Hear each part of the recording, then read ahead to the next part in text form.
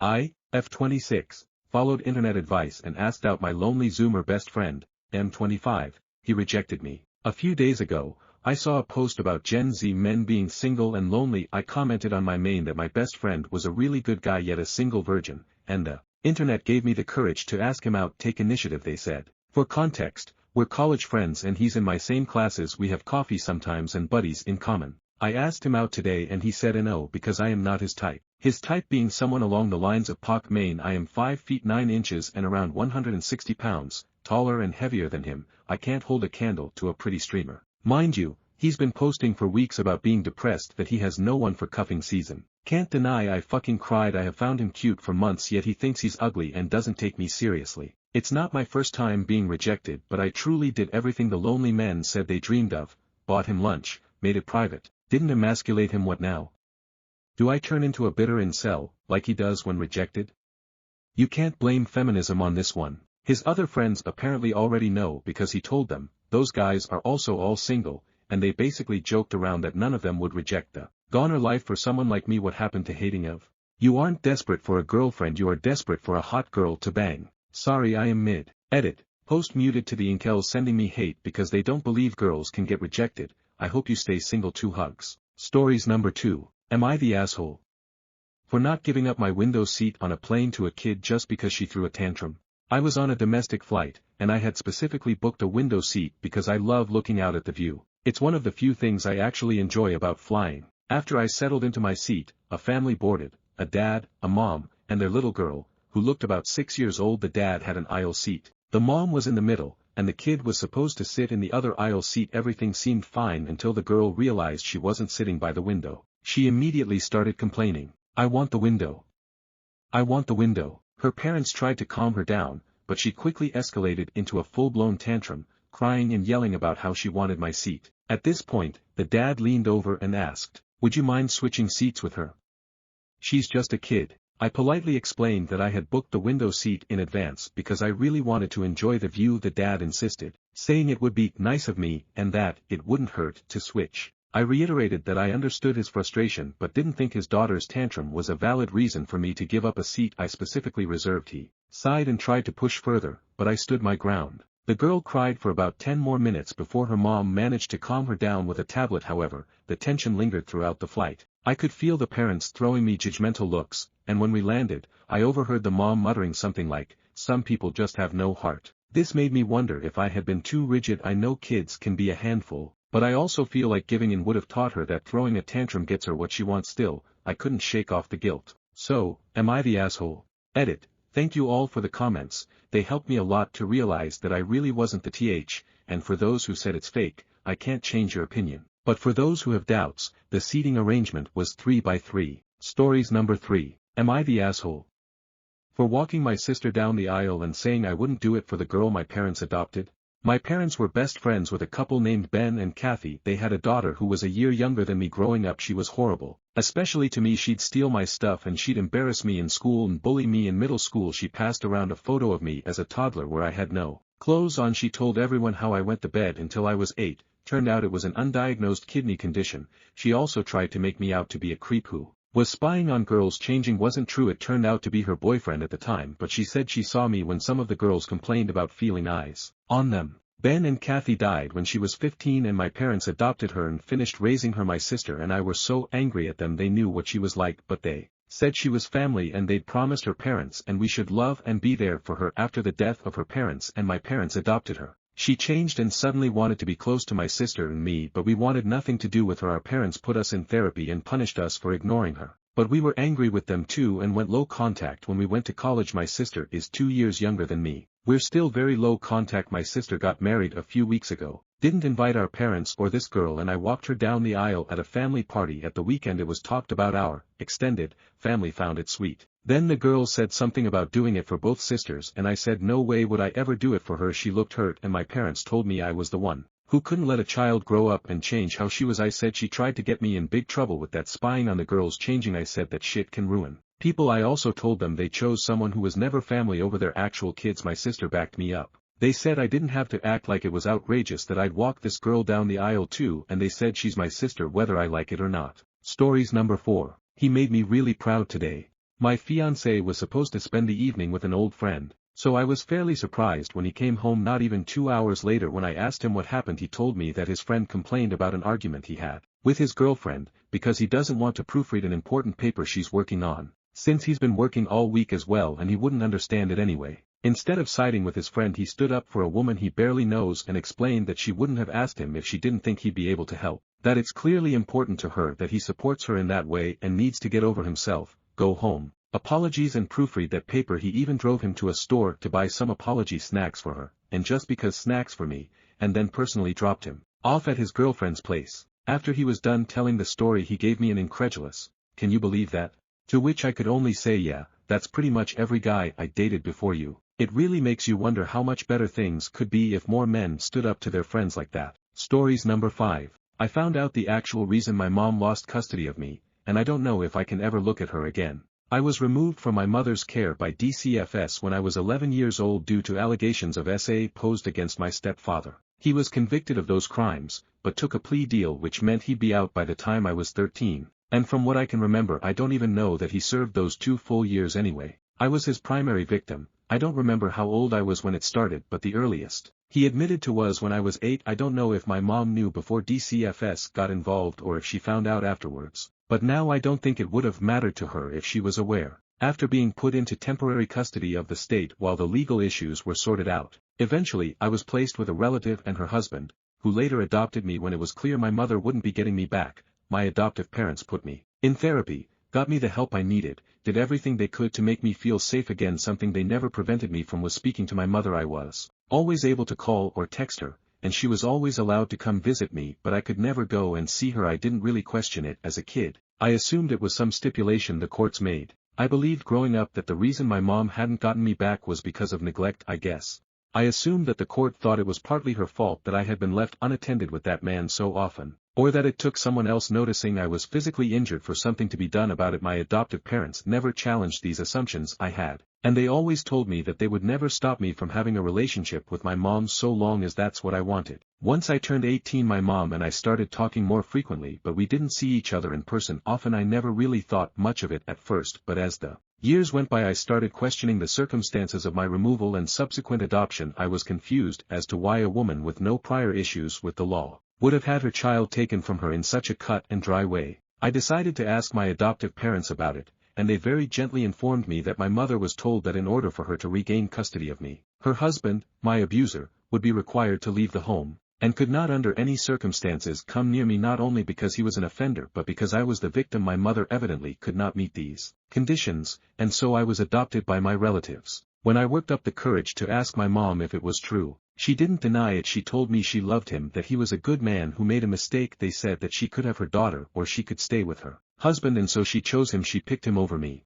I don't even know what to do with the things I'm feeling now. I feel sick just thinking about it. She's my mother, and she knew what he did. He was convicted of sexually abusing her 11-year-old child, and she refused to leave him. For the past 12 years she has willingly slept in a bed next to the man that assaulted her daughter. She has stayed married to the man who hurt me. My adoptive parents said they were advised by the therapist to let me figure it out in my own time, as my mother, despite picking that man over me, never made any move to have me near him again. She just wasn't willing to make him leave so that I could be with her. Evidently the therapist thought it would be more detrimental in the long run to keep me from communicating with my mother entirely. None of that makes me feel better. The past 2 days have felt like a nightmare. I don't understand how she could stay with him. I don't understand why she chose a monster over her child. I'm trying to understand why my adoptive parents didn't tell me, but to be honest I don't really understand their reasoning either. My mom has been texting me, but I haven't answered. I can't even think about her without feeling nauseous or so angry I want to cry. Or both. My adoptive parents keep checking in on me, but I've only answered the phone for them because I don't want them to drive here out of concern. I really don't even know what to do anymore. Edit. I said this in a comment, but I thought I'd clarify here too. I'm not necessarily mad at my parents, I'm just overwhelmed with the reality of this situation. I don't know how I feel, but I know I need time to feel it. I am still in therapy, which is related to the abuse I experienced, so I do have a professional to rely on for guidance if I need it. And I don't think I'll ever be able to speak to my mother again. I can't get past this to forgive her or understand her reasoning, and I'm not sure I will ever want to try. Update. Hello. I guess I wanted to write a little bit of an update. I didn't expect that many people to see the post, honestly. I just needed to vent and I didn't want to dump any of that on my friends or family. I had a therapy session earlier in the week, so I was able to bring this revelation up to my therapist and we're going to work on ways to help me through processing this. That's obviously something that's going to take time, but I'm sure eventually I'll find a way to live with it. I guess right now I still don't know how to unpack any of the feelings I have about this. I do understand why my adoptive parents went about it the way they did in the moment. Being given that information was just a lot to comprehend, deal with, and I felt betrayed, not necessarily by them, but I think I did put some of those feelings onto them that wasn't really fair, and I did try to apologize, but they aren't upset with me for it. And they felt I didn't have anything to be sorry for. They know firsthand how difficult this is for me, and they told me they were already expecting the reaction I had. My adoptive mom said that if she had been in my shoes, she would have been upset too, even if that feeling wasn't entirely directed at the right people. I did speak to them about how I felt, and I asked if they could tell me a little more about why they decided to handle it the way they did. They said that when they got custody of me and saw all the ways the trauma from my earlier childhood manifested, they wanted to do everything to make sure I would be able to grow up as cared for and well-adjusted as possible. When the therapist encouraged them not to tell me the truth or challenge my belief that I'd been removed from my mom because of neglect, they followed that advice. The doctors and my parents thought it best for me to understand my mother's choice on my own. They said that I had already been failed by so many adults in my life that were supposed to protect me, and that they didn't want to add to that list. My adoptive dad also mentioned wanting me to be able to enjoy at least part of my childhood without something like that revelation hanging over my head, which, looking back at all of it, I really appreciate. I don't remember much of my childhood up until I was put into my adoptive parents' custody, and what I can remember isn't great, but the childhood they gave me made up for that in spades. I know the choices my adoptive parents made for me were made with my best interest in mind. I love them, and I know everything they did was out of love for me too. I feel like people misinterpreted what I was saying in my last post about my feelings towards them, so I just wanted to clarify that part of it.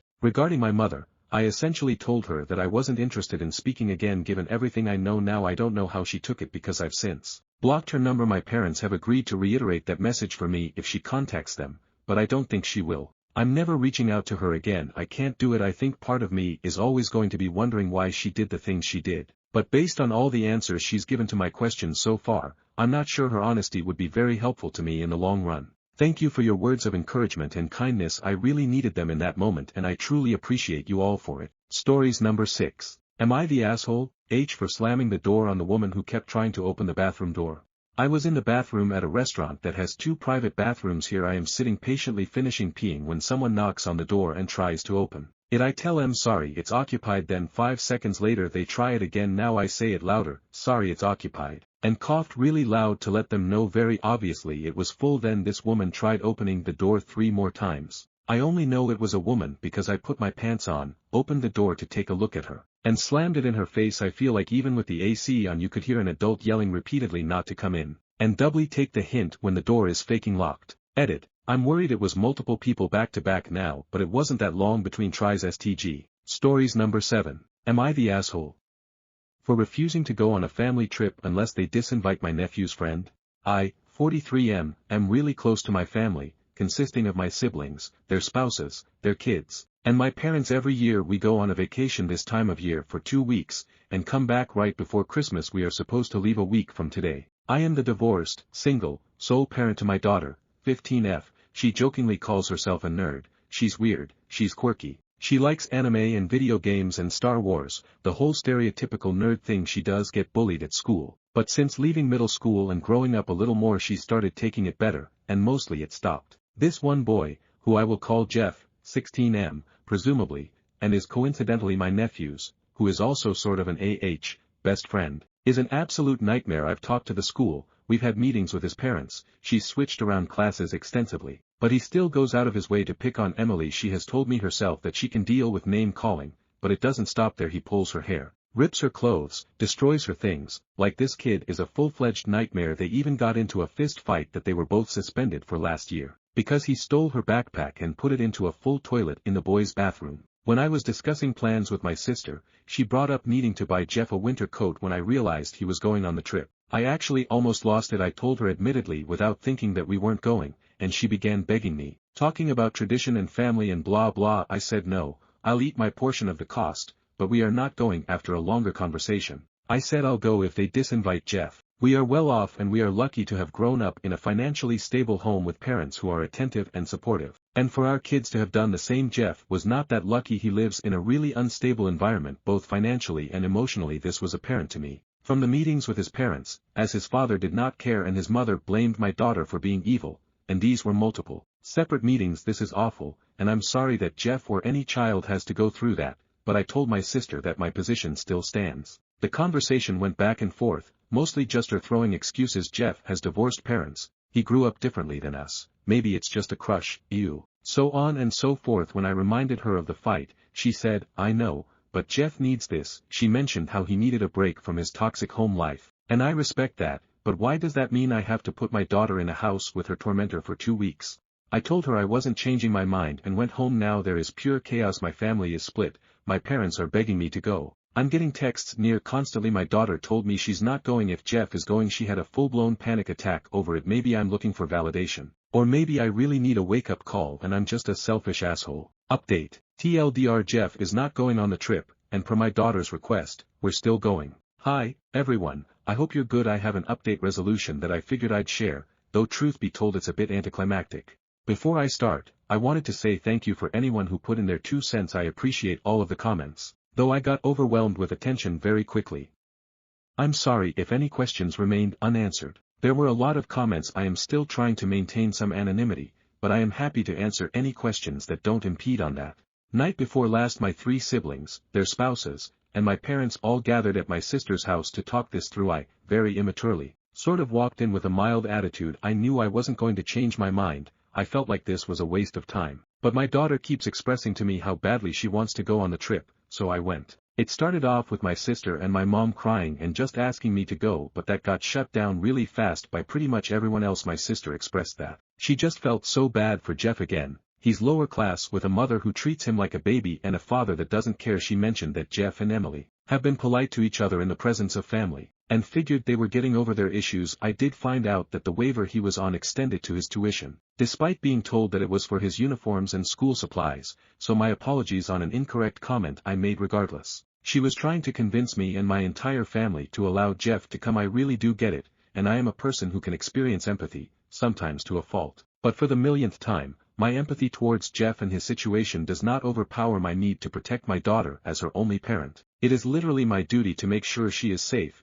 and this is not safe. Thanks to a comment, I did say, my daughter does not feel safe around Jeff, to which my brother-in-law, the sister in question's husband, replied, well, that settles it. The only adult who wanted Jeff to go was my sister. The only people who wanted me to compromise and go and ignore Jeff were my mother and sister-in-law. Everyone else was adamant that Jeff did not go. No one knew he was invited, and it wasn't until I sent in the group chat that I would not be attending because of Jeff's presence that anyone, including my sister's husband, knew Jeff was going. My father, who is actually a therapist, has been ridiculously supportive through this whole thing. He explained his reasonings for not wanting Jeff there. Besides the obvious, most notably, and as many others, including myself, have pointed out, he started bringing up the subject of SA. My nephew mentioned to him that Jeff does like Emily, and if his mindset is as dysfunctional as we are led to believe, he's not currently capable of expressing that to Emily in a healthy way, which could lead to him attempting to SA her. Note, my sister tried to I told you so me about the crush, but I literally laughed at her. I really honestly don't care if he has a crush on my daughter. He's so awful to her. She takes it like a champ, she holds her head up high, and I'm so proud of her for that. But that doesn't change the fact that Jeff has been so sincerely awful to her that it makes me sick. It was ultimately decided that Jeff was not going. Thanks to another comment I saw, I did tell her that she was doing a great thing by trying to help this boy, but her niece came before him in this situation. I brought up that Jeff might retaliate against Emily, again, thanks to another comment, for being disinvited. So we did come up with a plan. Sort of. My nephew had to tell him at school the next day that Jeff was no longer invited because he didn't want him and Emily to get into a fight. I thought that was a dumb plan, I'm not going to lie, but as long as the blame was off of Emily I didn't care. We left for the night, both Emily and I hugged my sister. She apologized. It was generally okay. I'm still frustrated with her for trying to be this boy's savior at the risk of my daughter, and we have yet to have that conversation. But I'm sure it will come with time. My mother told Emily that she was sorry for seemingly wanting to subject her to Jeff, and she didn't mean to come off that way. She simply wanted us to come. I am still frustrated with my mom, but again, a conversation to come with time. I told my daughter not to get her hopes up, because part of me still didn't believe that Jeff was really not going to go, but we proceeded with cautious optimism. In the meantime, I spoke with my lawyer friend who did advise me not to go on the trip if Jeff was going, and not to speak to him or his parents directly. No problem there. I had resigned to not going and I had no interest in talking to anyone additionally. My sister's husband and I had a long talk about how he was really disappointed in her for this. That's not my business. But I was happy that he was still as fiercely protective of my daughter as I always thought he was. I have to give my nephew props, because he took the news well. Although he was disappointed, he understands that what Jeff does is wrong. But I'm still not really sure why he puts up with it, besides that he's a teenager who doesn't want to lose his friend. So, this leads us to last night. Emily shows me a message from my nephew that just says, "So Jeff backed out LMAO, and that's it." Get this. Jeff didn't know that Emily was going. My nephew went to tell him what was up and he got as far as saying Emily is going to be there, before Jeff backed out. I spoke to my nephew who said Jeff just got weird and said he couldn't go,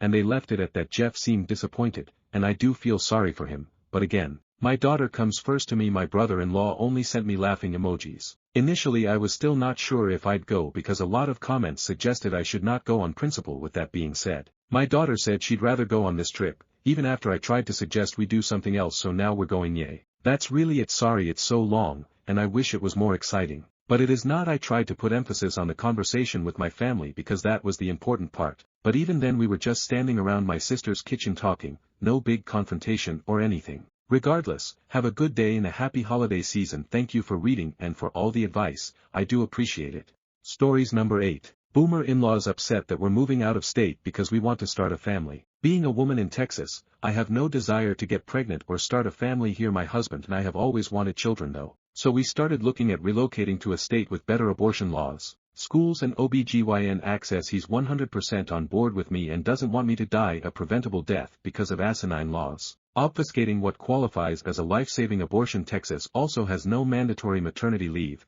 The only thing we have is 6 months unpaid FMLA. Edit. Someone has corrected me, it is actually 12 weeks or 3 months unpaid leave. We finally told his parents that we're moving this past Thanksgiving, and now his parents are upset that they'll never see us or their future grandkids. They both voted Trump. Despite FIL receiving 100% disability from the VA and only being able to afford their current home because of a good VA loan and exemption from paying property taxes. Where we are moving is a full 24-hour drive away on the East Coast, and my FIL refuses to fly because of PTSD, so their only option is drive or take a Greyhound bus. I guess it's not really my problem, to be honest, and they've already had their other children distance themselves from them because FIL can't stop talking politics, was ranting to me at Thanksgiving about how Kamala wanted Medicaid for all and that was bad, despite getting VA healthcare Medicare himself. We live pretty close to them and already only see them a few times a year. I imagine we'll only see them once every year or every other year once we move. If you vote for policies that aren't pregnancy and family friendly, don't be surprised when young people who want to start a family move off to another state. Edit.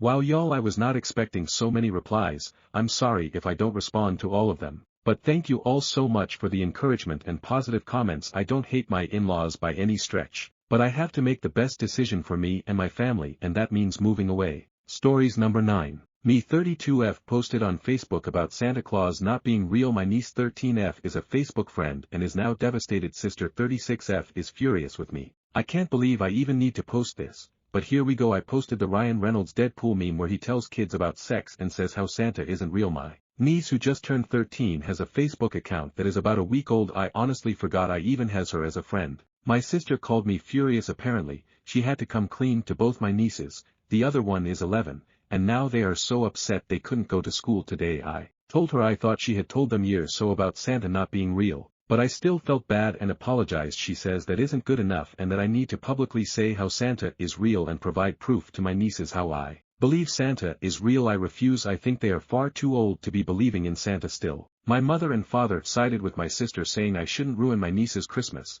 FFS it is March, and take away their childhood prematurely. I feel like I'm in crazy town. I just sent an email saying I am sorry the incident happened and that my nieces are hurting, but that I am not going to pretend Santa exists because I feel that is an unreasonable request. My parents have said they are disappointed with me, and my sister said until I agree to lie about Santa that she is going no contact. Am I wrong that 13 and 11 is a fine age to stop believing in Santa? I get that they are all upset, but isn't this an inevitable part of growing up? Usually my family is reasonable, so I'm a bit shocked about this all. Honestly, my sister and her family aren't even Christian. Yes, I know Santa isn't a Christian thing, but Christmas is a Christian holiday. We never really made a big deal of Christmas beyond eating good food and opening a few gifts. TLDR, posted a meme about how Santa isn't real. My 13-year-old niece saw it and told my 11-year-old niece they are devastated. My sister and parents are angry at me and want me to lie about Santa being real. I don't think it is healthy to do so at their ages. My sister now won't talk to me and my parents think I am being unreasonable. What can I do? Tiny smooth things over. Edit. So my niece sent me a text from school asking why her mom was mad at me. I said it was over the whole Santa thing and she said that's stupid. Who still believes in Santa? So yeah, I called my sister out on this whole BS situation and for making up lies to try and make me feel bad. She called my parents crying. So my parents told me their standard line of having me be the bigger person and patch things up. Not this time. I told them to quit sticking their noses into an argument that has nothing to do with them, but honestly, I am so pissed they can all fuck off for a while. I'm not responding to anyone unless I get an apology. Edit 2, Crazy Town. Sister, I can't believe you responded to niece after I told you not to talk to her. It's disrespectful to me. Me, you mean you are just upset you got caught in a lie? Sister, it wasn't a lie. It was a justified exaggeration to prove a point. Me, what fucking point? Sister, that your words and actions on Facebook have consequences. Me, let me get this straight. You won't let me talk to nieces because I posted a meme about Santa not existing even though they don't believe in Santa anymore. Sister, what if they were younger? Me, they aren't. What the fuck kind of logic is that? Sister, I can't talk to you when you're being unreasonable and refuse to see the point. Me, okay, good luck with that. When you are ready to apologize you can send me message. Sister, what the fuck do I have to apologize for? I don't even know why you're upset when I'm the only one with the right to be upset here. Me, figure it out. Edit 3, you know, this isn't normal behavior from my sister. I reached out to my BIL and he says he's been concerned the past few days. It's been like a switch was flipped and she started acting nuts. He's going to make her an appointment with their doctor. It might just be stress, but never hurts to check it out. Update. To summarize the last post, I posted a Ryan Reynolds meme about Santa Claus not being real on Facebook which my 13-year-old niece saw. My sister flipped out about it and wanted me to publicly rescind and say how Santa is real, but I thought my nieces were too old to believe in that stuff and refused. It led to a crazy fight between us linked to the original. Anyway, I talked to my nieces and neither of them believe in Santa. So they were baffled about the fight. I talked to my BIL and he said my sister has been flying off the handle lately. We agreed she should probably get a checkup and he convinced her to go to the doctor. On to the update. They did a MRI and nothing showed up. Then they did some blood work which looked fine, except some elevated cholesterol. She isn't pregnant. They pretty much wrote her off as a crazy person and sent her to a psychologist for stress. After a session, the psychologist told her to do some deep breathing and sent her away as fixed. She got worse. She stopped sleeping and barely ate, yet still gained weight. Any small annoyance would send her into a rage. Commercials were making her so upset she would ugly cry. I asked my BIL if they tested hormone levels or anything like that and he said the doctors didn't feel it was necessary. She called me one day crying and apologizing, saying she was the worst sister ever and I had every right to hate her. She was so devastated she ruined our relationship and such. It was weird and not my sister, so when I got a chance to speak I told her she was going to go see my doctor and I wasn't taking no for an answer. I set up an appointment and my doctor ordered a full blood panel including hormone and vitamins before my sister drove to town for her appointment. When my sister drove up we spent the morning shopping and she was unpredictable. 1 minute she was happy and the next yelling about some perceived site. That fucking pretentious makeup counter bitch just looked at me funny for my cheap drugstore makeup. It was uncomfortable, so I just walked on eggshells to keep her from exploding. Anyway, results of the blood work and a good doctor. Perimenopause. Her hormones are completely abnormal. None of her doctors would even consider it because she was too young for menopause, so they didn't even bother running the tests. She'll be coming up with a care plan with my doctor for hormone replacement therapy and diet change to hopefully get back on track. She's still a nutcase right now. For example, she called me crying the other night because she will never have more kids. What her husband had a vasectomy years ago. I'm driving to her place next weekend and we're going to batch cook a bunch of meals for her new diet plan. I'll be doing it with her as I could stand to eat healthier, so it'll be a slow process, but we have a diagnosis and plan. I'm just taking her outbursts as crazy hormones right now because it'll take a while to even out. I got her a dark chocolate cake for Easter that said, Happy Reverse Easter, when the Easter bunny takes back your eggs, because I'm kind of a jerk. She thought it was hilarious though, so we are good. TLDR, sister is going through perimenopause, so she's irrationally, but understandably nutty right now. Oh, and Santa Claus still doesn't exist. Edit. Removed the comment about being bipolar. Though my SIL has professionally diagnosed bipolarism and does have wildly swinging moods within minutes sometimes. Though usually a manic high or low lasts weeks, it wasn't my intention to slur a group of people. My sister was acting very much like my SIL can act sometimes, So it was the best reference I could make. I apologize for offending anybody. Stories number 10. Am I the asshole for calling my uncle a pedo? My uncle, 38M, and I, F18, have always had a very good and close relationship, but he recently told me something that completely shocked me. He admitted he's dating his neighbor's 16-year-old daughter. The neighbor, 35F, is someone he's been friends with for years, and she's understandably furious about it. Their other mutual friends and neighbors are too. He came to me, complaining about how judgmental everyone was being. I tried to keep my cool and said, well, what did you expect?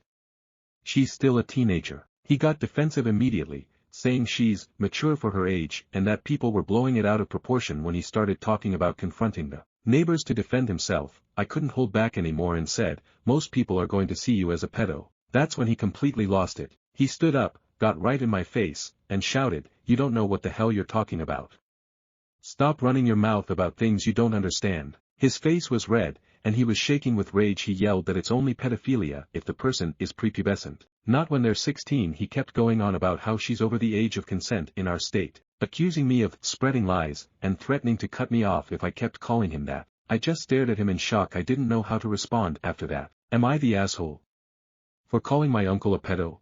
Stories number 11. I work from home and my coworker wants me available 24/7. I work at a small company with about 10 employees because it is such a small team, and most people have been there for a long time, 10 years for most. It is a very relaxed environment, and unfortunately, this has bred some bad habits and toxicity into the culture. Nothing especially groundbreaking, and for the most part it was being ignored since most of the negativity was coming from one source, our main admin, Karen. This fall, an opportunity opened up for me to work exclusively from home, due to the nature of my particular position, and I jumped on it. I go into the main office about twice a month, and for the most part, it's been a dream. I am vastly more productive, work hard to ensure that I maintain good work from home habits, and have found that my mental health has improved drastically. Since the transition, I have done everything I can think of to set clear expectations as far as when I am available. I have specific set hours when they can expect me to be at my desk. I use Google Hangouts away messages to say if I'm up from my desk for a quick break to stretch my legs, use the bathroom, etc., with a time I'll be back.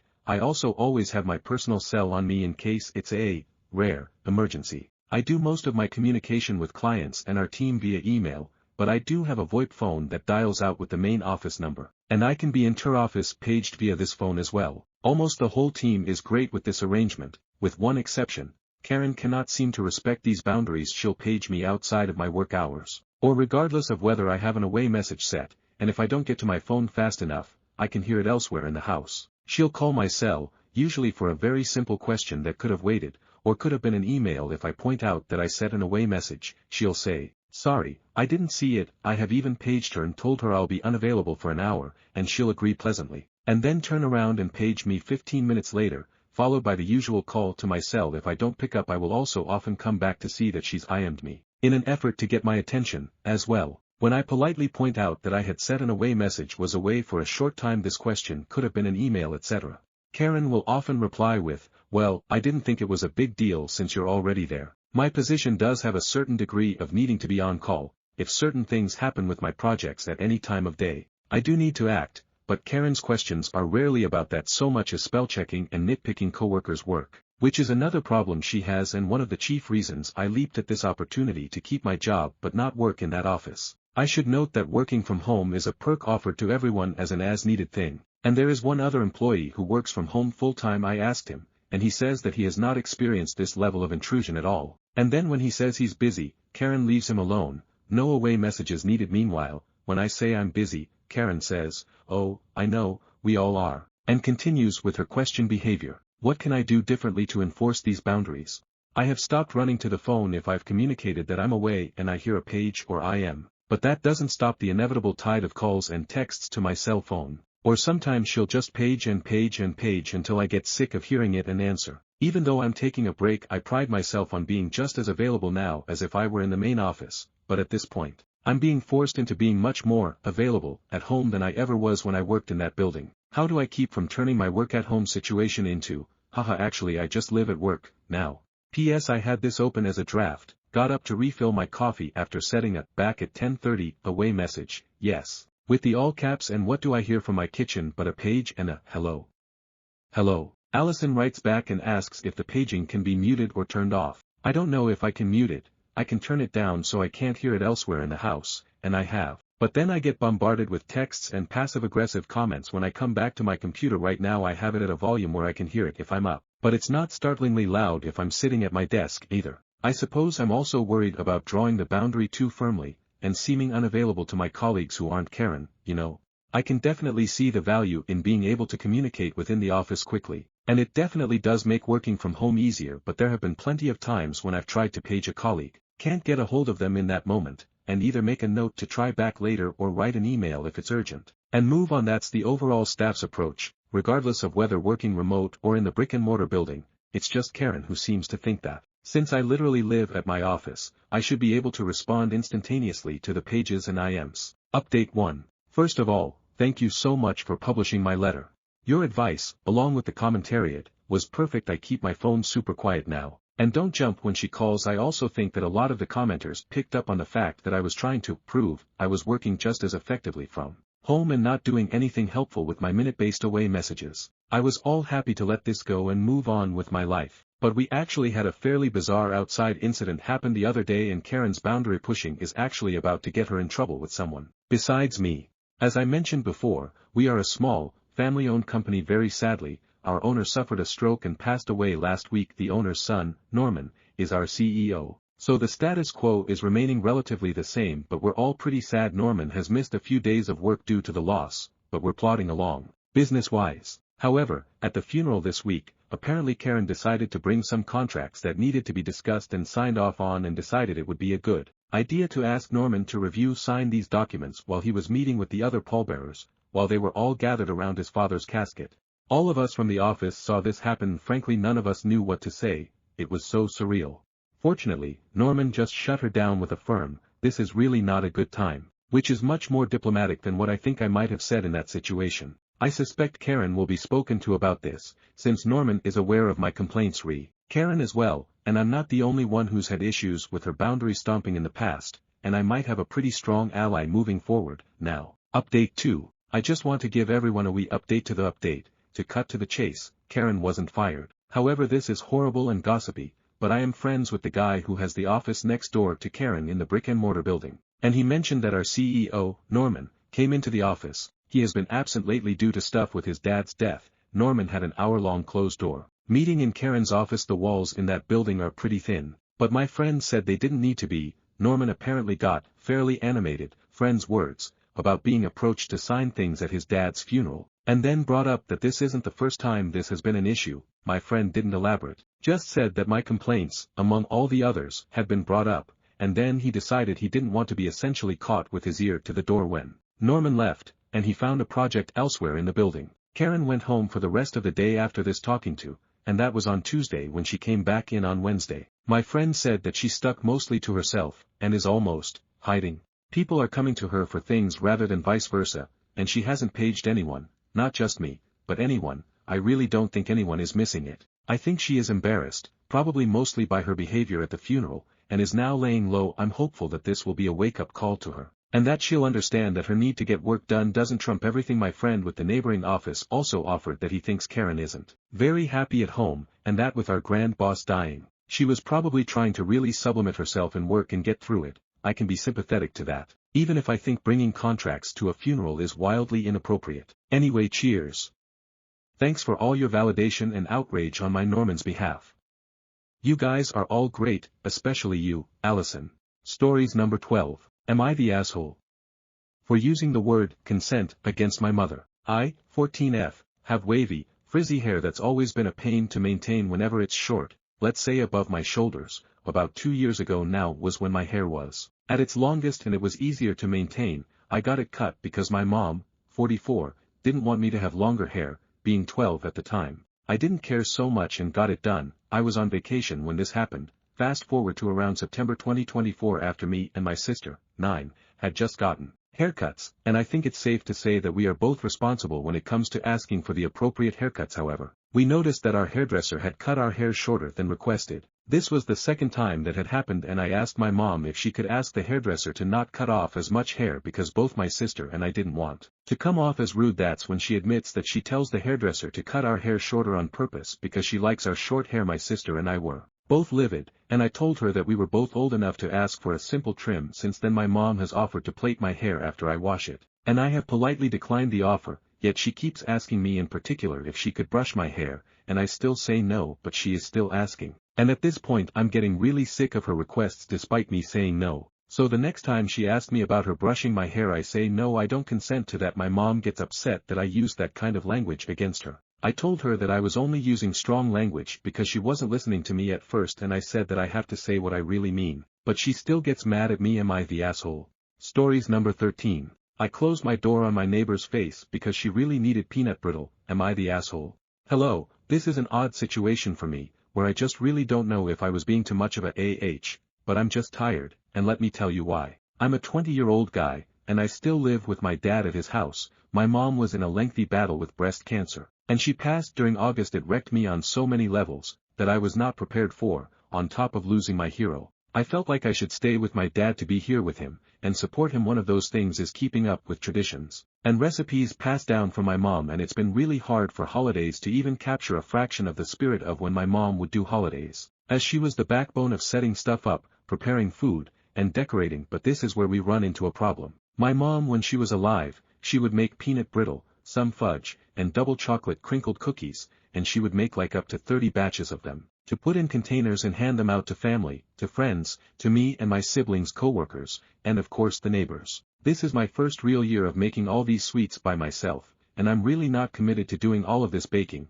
when I'm in college, as well as balancing a job, and a side hustle. I have to make more money. I'm just a damn sad, with the grieving, and too tired from school and work to do loads of batches. In fact, that the only reason I'm making these sweets, is because they're yummy. I cannot lie, and I know my dad would appreciate them. I just started to attempt to make them. I only have made 2 small test batches, and they were good. Not as good as my mom's, but this is where my neighbor knocks on my door. I answer, expecting like a Christmas card, and she said, "Hi. I was wondering if you had got any of the peanut brittle done."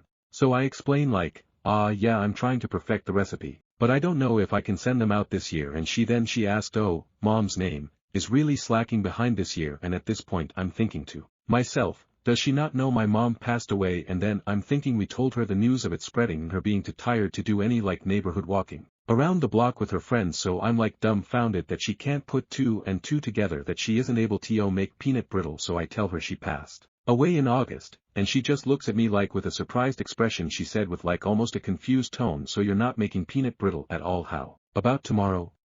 I at that point close the door and I'm kind of just hand in a fist, because I'm about to break down in an ugly cry, and other bad emotions. My dad finally comes out of his room, and asks who it was it a package? And I tell him neighbor wanting peanut brittle, and he looked confused, and he told me, you haven't even figured out the right temperature yet, in like a joking way. But right as he says that, my neighbor texts him, saying that I was being a snark to her. So I tell him the full story. He gets teary-eyed because we are still grieving my mom, and he was like lighter than usual peanut brittle for us. So am I the asshole? I feel like I could have been worse, by either yelling or just flat out crying, but me closing the door in a fast manner was all I can really think to do. I didn't mean to upset her. I'm thinking all this stuff maybe she didn't know and is processing it, but she knew my mom was barely able to walk 100 to 200 feet and always tired. So I'm just like, yeah, don't know. Stories number 14. Am I the asshole? For refusing to let my roommate borrow my expensive headphones and confronting her when she tried to take them without asking. I recently bought a pair of expensive noise-canceling headphones. They're really important to me since I need them for studying in our loud apartment. My roommate, Maggie, asked to borrow them to use during her cafe shift, but I said no because I wasn't comfortable with them leaving the apartment. She wasn't happy and called me ridiculously protective. A few days later, I caught her taking them off the counter without asking. I immediately told her to put them back and said I didn't trust her with my stuff anymore. Now she's mad at me, saying I'm selfish, and she's been giving me the cold shoulder. One of our other roommates agrees with me, but another thinks it's no big deal to let her borrow them. I'm wondering if I overreacted by not letting her borrow them, and confronting her when she took them. Am I the asshole? Stories number 15. Am I the asshole?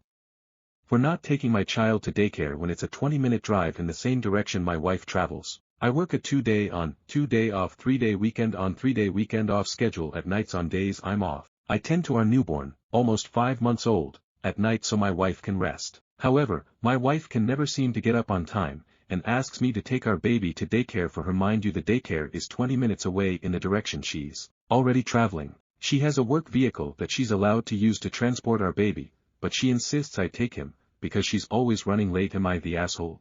For not wanting to spend our gas and mileage on our lone vehicle when she's already heading that way.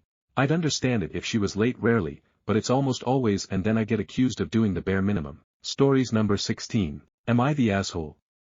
For treating him like he does me. So if you read my last post, brief summary for those that didn't. Husband is acting incompetent, took out a meat that takes a long time to cook on his day off expecting me to cook it even though he agreed he would on his day off. We both work full time, so he asked for help, and whenever I ask for help he tells me he will, and I have to give him clear instructions on how to do it, for honestly, everything in life, so I did the same, told him I'd help but responded how he responds to me. So for the update. I came home, he was angry. I told him I felt he was trying to weaponize his incompetence. I shouldn't have to tell him how to do simple things, like make a grilled cheese, and he shouldn't get angry when I respond how he does to me. It's not fair. Well, he didn't take it lightly, like something he needs to work on and fix. He got angry and stormed out of the house, saying he'd stay in a hotel and check on us, me and our child, on Sunday when he's had time to think. It lasted 2 hours according to my MIL. He called to complain about me calling him incompetent and how unsupportive I am. She told me she asked for the details and then called him an incompetent idiot. She called me after the conversation very proud,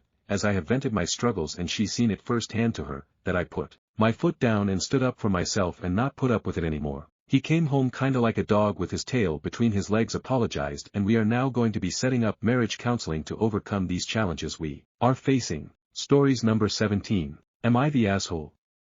For embarrassing my older brother, 28, at Thanksgiving dinner for sliding into the DMs of a girl much younger than him. So not illegal but still fucking weird. I don't really like my brother, he's kinda creepy and gives off incel vibes. We have never been really close. I am 22F. I was a cheerleader all through high school. I am sorta friends with a younger girl I used to cheer with. Sasha, 19F, was a freshman on my cheer squad. When I was a senior my brother went to our high school, but he was way gone by the time I got there and even further gone by the time Sasha started there. My brother did not know I knew about this prior to me calling him out at the beginning of November. Sasha reached out to me. She direct messaged me on Instagram and asked for my number. She sent me screenshots saying that my brother followed her and slid into her DMs a few times. She said he followed her and began liking her Instagram stories that contained selfies and mirror pics. Sasha is very pretty and posts a lot of selfies. She said the first interaction came when she posted a picture of her and a friend with wine. She sent me a screenshot. He messaged her and said, "Hey, if you ever need someone to get you alcohol, I can make a run for you. I understand how hard it is to get drinks in this town while being underage." She responds with, "Haha, okay." A few days later, she posted a picture with some guy friends from a party. One of the guys had his shirt off. My brother replies to it and says, "OMG, haha." It cracks me up to see guys taking their shirts off at parties. Sasha does not respond. My brother double messages and says, "I've been thinking, if you want to go out with a real man who will treat you like a lady, I'd love the opportunity to make you smile, smiley face." She responds and asks if he is my brother, me as in OP, and he says yeah, but he saw you on the People May Know and you were too cute to not shoot a shot. She said that he's a little old for her. My brother took offense and said, "You look way too sophisticated to hang out with those fuck boys. I guess I thought you were more than you really are." She blocked him after sending me the screenshots. It made me so fucking embarrassed I wanted to die. Sasha is 19 like you. At Thanksgiving dinner, 10 of us were at the table. Convos got to dating and my brother made an incel remark about how women just want to date douchebags and how real men are treated like trash. I said, "Real men don't slide into the DMs of teenagers when they're approaching 30, and proceeded to tell the story of him sliding into Sasha's DMs. He lost it. He got up from the table, called me a fucking bitch, and left my aunt's house. Surprisingly, my weird family is on his side. They said I embarrassed him and he's my brother and I should be supportive. They agreed it was weird for him to DM Sasha, but also said he didn't deserve to be publicly called out. We still have not really talked since. Am I the asshole? Stories number 18. My husband, 35M, has threatened me, 33M, multiple times with divorce when fighting just to take it back. Days later, this last time I told him I was done. I think it's the right decision to end our marriage, but now I feel guilt. Any advice? My husband and I have been together for 8 years, married for 3 ever since we were dating. If we got into a big blowout, he would end the fight by saying he wanted to break up when we were engaged. It was we should call off the engagement and now married. I want a divorce every time though. Days later he would take it back and say he didn't mean it and that he just says it to get me to hear him. I have told him what my boundaries are, that if he threatens me with ending the relationship again, that I'm out of course. He has said it numerous times since. This time was different during a huge fight while driving to a good friend's wedding. He told me that he wanted a divorce, was almost giddy about it, that he was so happy to finally say it and that he was done as soon as we got to the hotel. He got out of the car, grabbed his stuff and left. I didn't hear from or see him again until I was back home 6 hours away, 2 days later. Soon after I walk in, he says now that things have calmed down, I'd like to talk and figure out how we can find a path forward. This is after a whole weekend of the last thing me hearing him say was I want a divorce. That is, when I told him I couldn't do this anymore, that having the threat of divorce brought up this many times is too damaging, that I have lost faith in our relationship. Now that we are moving forward with the divorce, I can't help but feel guilty even though he would threaten me with divorce. I'm the one who needed to pull the trigger, killing the life we've built together. There were other not great things as well, breaking my boundaries, not validating my emotions, telling me I don't actually feel the way I feel and it's just to make him feel bad, that I'm manipulative and that he knows me better than I know myself, and although it might not seem it, we really did have a pretty happy life a lot of the time. Maybe I was just lying to myself. I just hope I'm making the right decision for me. Stories number 19. Am I the asshole for laughing in my mother's face when she said my stepsister planned my 18th birthday? A little background. My mom and dad separated when I was 6 and each went their separate ways. Of course, they had joint custody of me, but they both started new families. When I was 9, my mom married a man, let's call him Robert, who already had a daughter, let's call her Kira, who was 2 years older than me. My dad got engaged when I was 8 to a wonderful woman, let's call her Layla, who he married when I was 12. My relationship with Layla is beautiful. She has truly been a mother to me. She basically helped my dad raise me. She takes an interest in my life. She comforts me, she advises me, we have common interests and we do many activities together. She and I recently talked about the possibility of having her legally adopt me as soon as I come of age. Doing so now would be a bit messy legally because of my parents' joint custody, because, for me, she is my real mother and I want it to be official. My relationship with my bio mother, on the other hand, is almost non-existent. Even though I was forced to spend specific days with her, we never managed to bond because she spent all her time giving attention and affection to Kira, who already have her own mother. Even when she tried to involve me in some activity, she always included Kira and we had to do only what Kira liked. At a certain point I started to decline her invitations and often asked if I could avoid going to her on the set days because I was almost always ignored or left aside and I preferred to stay at home with my father and Layla. My father always tried to understand me, but he also had to honor the rules set by the judge. When I got more mature, he admitted that he was afraid that my mother might make some mean move in court if he agreed to not let me go to her on the appointed days. Yeah, this is something my mother would do. After knowing this, I understood my father's reasons and I absolutely don't want to put him in trouble. So I didn't make such requests anymore and I respected my schedule. Now let's get to the point. In 2 weeks I will finally turn 18. I was lucky because my birthday falls on the days I have to stay with my dad, so Layla and I started planning my birthday a month ago. It will be nothing too crazy. Just a party with family and friends at my favorite pizza place, a casual night where I just want to have fun with the people I care about and do what I like. The place also has karaoke and I love singing. Of course, after booking and setting everything up we sent out the invitations and this extended to my mother as well. Honestly, I didn't really want her there, but then I thought that this would actually be the last time I was forced to be involved with her because, once I turn 18 I won't be forced to follow the judge's rules anymore. So we sent out the invitations 2 days ago and we already had almost all the answers, so we could organize the precise number to send to the pizza place. The only thing missing was my mother, who saw the text and did not respond. I told my father that I would not insist, and if she did not respond, then it meant she did not want to come and I was fine with that. I think my father was also a little relieved by the idea, even if he didn't say it openly, but I could see it on his face. Anyway, the drama started this afternoon. My mother called me, very angry, accusing me of being childish and that I shouldn't have planned anything without telling her first. This left me a little confused and I reminded her that I always planned all my birthdays with Dad and Layla. Most of the time she didn't even remember. So complaining now was quite hypocritical. This made her even angrier and started attacking me because Kira had been crying ever since I sent the invitation to my mother because she had already planned a whole birthday party for me. And I was really speechless because the relationship between me and Kira is zero. She is the classic spoiled brat who always wants to be the center of attention, and my mother has always supported this behavior of hers, making it worse. And clearly she and I have never gotten along. I just didn't understand why the hell Kira wanted to organize a birthday party for me. It didn't make sense. I asked her why she did it and especially why she did it without telling me. I mean, she didn't really think I wouldn't make any plans for my 18th birthday, right? It was ridiculous. My mother said it was supposed to be a surprise, and since I didn't tell her about my plans, she thought I didn't want to do anything for my birthday. And I mean, she could have asked. No. But here comes the worst part, and, I admit, the one that made me lose my cool. My mother started listing all the things Kira had prepared for my party, maybe to rub in my face what I would have missed, and they were all Kira's favorite activities.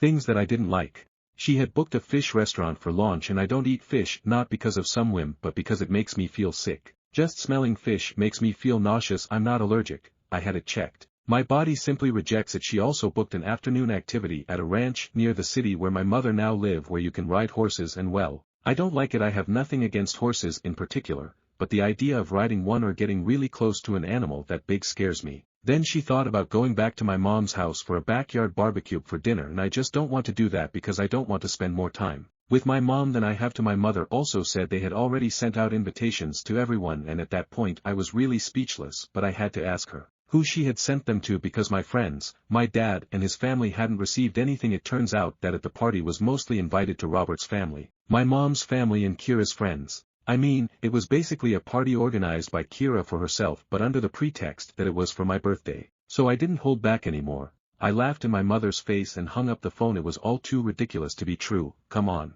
My dad came to me a little while ago, saying that my mom called him mad because I laughed in her face when she told me about the party they had organized for me, and he was very upset about it. He was starting to say that, despite all the feelings I had for my mom, they were trying to do a nicer thing for once, but I stopped him right away and explained in details how the party had been organized. A detail that my mom apparently left out with him. His expression changed quickly. He just said, I'm going to make a phone call, and I've been hearing him yelling at my mother for at least 20 minutes by now. Layla came to me after learning about the situation and said that as much as she could relate to me, I was a little rude to laugh in my mother's face and hang up without explaining. For her, I should have spoken out like an adult despite my feelings and sort things out in a civil and mature way. She wasn't angry, just a bit disappointed about how I acted. As soon as she left, I thought about my actions, and maybe I was a little hasty, but I don't think talking to my mom about it would have helped, honestly. But maybe I could have handled it better. I'm starting to think I was a bit of an asshole in that moment. Update. Okay, I didn't think my post would get all this attention. Well, but thank you all for the good wishes and words of comfort. I read all your comments and decided to follow some advice. First of all, I talked to Layla about my reaction to my mother. Layla raised me on the importance of communication and always pushing me to talk about my problems so I could solve them. So I see where her comment about my behavior came from, and I understand it. But I also gave her my point of view, telling her that the situation my mother was explaining was too absurd, and laughing is the only natural instinct that came to me. While my mother was talking, at some point I thought, is it a joke? Or some sort of bad prank? Is she making this all up? Because her bullshits was absolutely ridiculous. Layla said she understood me, and as many of you have told me, she just wanted me to understand that there will be situations in my life where I can't just laugh and hang up the phone, and she was just worried about my reaction. Anyway, we managed to clear the matter between us, and I'm happy. I also talked to my dad about the phone call he had with my mom. Apparently, my mom had an excuse for everything. She said that Kira just wanted to do a nice sisterly gesture on my big day, that she wanted to share her hobby, riding horses, with me, and that she never thought my fish problem was a real problem but just a whim, and the restaurant they had booked it made the best fish around. And that last one is a lie, because, when I was little, I threw up a couple of times in front of my mom just because we went somewhere that smelled strongly of fish, so she know very well it's a real issue for me. My dad retorted that nothing they had prepared had been done for me, that Kira had clearly planned the party for herself. And what kind of party was it for me if none of my important people were there? My mother didn't respond to this. She just started ranting that I was ungrateful and spoiled, so my father told her to go to hell and hung up the phone. After hearing this, I decided to follow another piece of advice you gave me and wrote a message to my mother. This time I decided to be mature and wrote the message in the most polite way possible. I apologized for laughing, but what she was saying was too ridiculous, so it was the only possible reaction from my side. I reminded her that she never put any effort into building a relationship with me, that she doesn't know me at all and has never cared about getting to know me, and since the birthday party Kira organized only had things that Kira liked, they could enjoy it together with their family and friends. I also told her that her invitation to my pizza party was withdrawn and she shouldn't bother showing up since she had already made it clear with the last phone call what her priorities were, and now I was going to do it too, and she was absolutely not on my priority list. I already have Layla as a mother and I can't be more happy with her. I concluded by wishing her well with her new family and asked her not to contact me again. She read the message but didn't respond, and I'm fine with that. If she were to respond,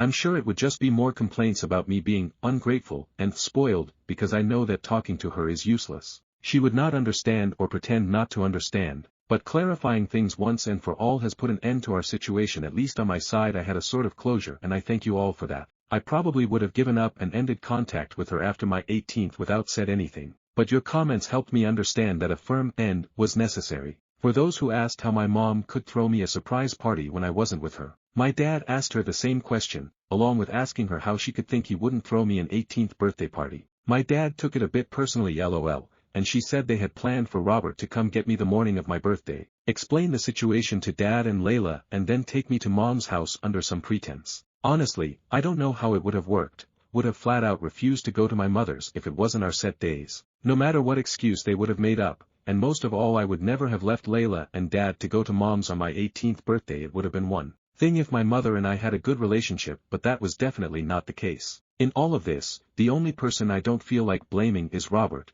We never had a close relationship, but he was always polite to me when we lived under the same roof. He even cleared out his study so I could have a permanent room in his house when I went to my mother's. We didn't develop any stepdaughter-stepfather bond, but he always tried to be kind to me, so I don't blame him for any of this. It's likely that he really thinks the party is for me. We don't know each other well enough for him to know my tastes unless my mother told him, which I highly doubt she did. Luckily, I didn't leave anything of mine at my mother's house either. All my things are here at my father's house permanently. Usually, I would pack my suitcase when I went to my mother's with the things I needed for those days and then bring them back when I went back to my father's. I never felt safe leaving anything to her because Robert's family and Kira's friends came over often and I didn't want to leave anything of mine out in the open to strangers. Well, that's it for now. I hope my mom respects my wish to go no contact and doesn't bother me anymore. After that, I'd also like to bring up the adoption conversation with Layla after the holidays. She seemed really happy when we first talked about it. Thanks again everyone for your kind words and advice. Your insights have helped me better manage the situation.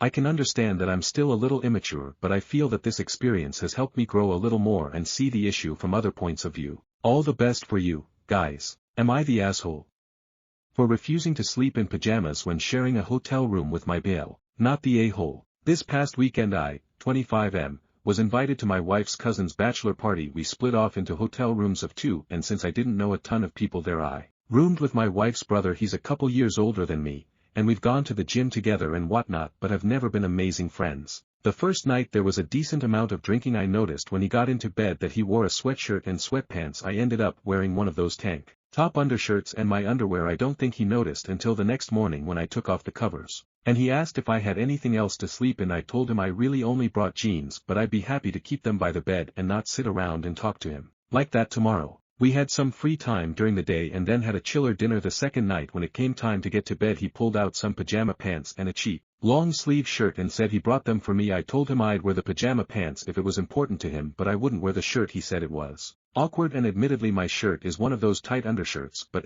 why that matters to him. I ended up getting annoyed and not even wearing the pants to sleep, and he said that I wasn't being a good temporary roommate, arguing he was doing a good deed by rooming with me and not one of the people he's closer to. Am I the asshole? Stories number 20. Am I the asshole for charging my sister's family to stay in my house during Christmas?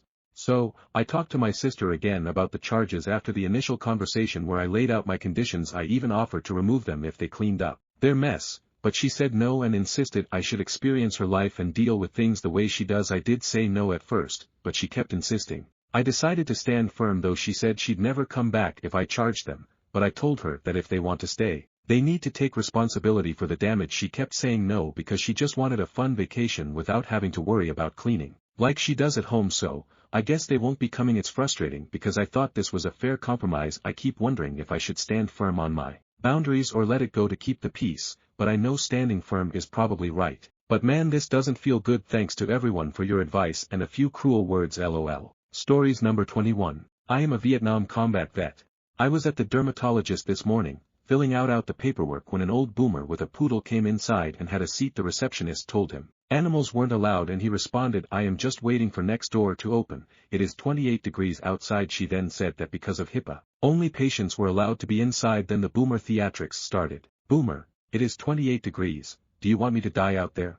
Receptionist, of course not, sir, but if you would just wait in your car until next door opens. Boomer, I can't afford the gasoline to idle that long. 15 minutes of idling in his giant SUV was apparently too expensive. Receptionist, I am sorry sir, but this is a doctor's office and you can't be in here unless you are a patient. Boomer, then get the doctor. I am not going outside to die. I am a Vietnam combat vet and I won't be treated like this. Receptionist, I am sorry sir, but you can't. Boomer, call the police. See if I care. I am 76 years old and you won't push me outside to die. Get your doctor out here and make him see me. I hope the cops arrest you for treating a vet this way. At that point I was called to my appointment, but he was still out there yelling at everyone how he couldn't believe how he was being treated. Stories number 22. Am I the asshole for telling my brother to stop coming unannounced and changing the locks? My brother, Chris, 27M fake name, moved in with my boyfriend, 28M, and I, 26F. 7 years ago we took pity on him after he was kicked out of my childhood home for drug use and was sleeping in his car at first. Chris and my boyfriend got along great. After a few years of living together, Chris became more reclusive and distant from us. Both chores were not being done around the house and I was getting sick of cleaning up after him and his negative attitude. 6 months prior to the end of our lease I told Chris that he had to find another living situation. He did finally move out a few weeks prior to the end of our lease and I thought we all agreed about splitting up shared appliances and valuables. One thing we did not discuss was our shared robot mopping device. We acquired this one day at my grandmother's house a few years ago. She was moving and offered it to all three of us as she would not be using it, so we brought that little robot home. This thing is nothing fancy, just a small device you fill with cleaning solution and attach disposable mop pads. Let me be clear. In the 4 years we have had this thing, Chris has not once paid for any replacement mopping pads, never had even turned the thing on. It was always boyfriend or I splitting the cost of pads and setting this thing up to run nightly so we'd all wake up to clean floors downstairs. Chris hasn't returned his key because he's still slowly moving things out. It's been over a month now. He always showed up unannounced to our home to gather boxes and his belongings. Sometimes we wouldn't even realize he was there while we had been out. Last night boyfriend was looking for our little robot friend as we had just gotten new pads delivered for it. Turns out after going crazy looking for this thing and texting Chris, he did take it, claiming yeah, he is mine. This was the last straw. We had been so accommodating to this man for years. I just can't believe Chris had the audacity to take our beloved robotic cleaning friend without a word. I have let Chris know that we are no longer comfortable with him coming by unannounced, and if he needs anything we will look for it ourselves. I also said he can return his key to the office and we will pick it up. His response: stop being weird. I don't want any of your trash shit. I already had all my useful grow equipment stolen anyway. Stop texting me before you make me mad. The grow stuff referred to here is indoor greenhouse and hydroponics, which was verbally agreed for an even split of materials since both Chris and boyfriend acquired the equipment together. Boyfriend ordered a camera that will be here tomorrow. I've contacted the leasing office to make them aware of the animosity between us and requested the locks to be changed. I just want to know, am I going too far? This robot is not at all expensive, but it's more about the principle to me. I feel disrespected. We all have to see each other next week for Thanksgiving and I know it will be awkward. Update: I decided to reach out to my brother and ask him nicely to bring our robot friend to Thanksgiving so we can bring him back home. Here's the messages so far. Me, I've gotten some time to think about this and gotten some different perspectives. I don't believe the robot belongs to you. I'd really appreciate if you could bring it with you to Thanksgiving so we can bring it back home. I feel as though we've been very accommodating to you over the years you've lived with us, and taking a shared appliance without any discussion is not only disrespectful but shows your lack of consideration for us. So we'd like our robot back, since really he is ours after years of using and upkeeping without any help from you. Chris, I've gotten some time to think about it and I want the TV from grandma's as well, so go ahead and bring it over when you get a chance. Thanks. Me, TV was also given to us specifically. I'm not sure why you think that's yours as well. Chris, everything was given to you apparently. She asked me if I wanted the robot while I was in the kitchen and I said yes, that's how it went. End of story. I don't give two shits what you think is yours or not. If I let you borrow something because I'm not using it, it doesn't make it yours. Me, as I remember it, we were all there at the time she offered and I even tried to decline since it's still useful, but she insisted it was given to all of us as a shared household. If you thought it was yours, you should have had a discussion with us first before taking it while we were out. Chris, you remember wrong and I don't need to have a discussion about my own things, not to mention boyfriend moving shady, taking shit out of the tent while I was gone, thinking I wouldn't notice. LOL. How is that any different? I didn't bring it up because I'm a bigger person and don't really care anymore. I want to put this terrible part of my life behind me, and if you don't leave it be, I'm going to leave you behind as well. Me, you and boyfriend had a discussion about splitting up the gross stuff which he thought went amicably. You aren't being very mature and I don't want someone that can't have a simple conversation about shared items in my life anyways. So I guess that's it. Looks we will not be getting our little friend back. Thank you all for your support and interacting with this post. This was my second post ever, and to see it blow up was a crazy feeling. 2 hours later. Actually, after the convo boyfriend just had with him, we might be seeing our friend again soon. Look out next Thursday for an update. Update post. Hello again. I just wanted to start by saying thank you all for your judgments on my last post. I read every comment and gave each perspective some thought. Ultimately you guys helped me gain the confidence to stand up for myself and ask for our robot back.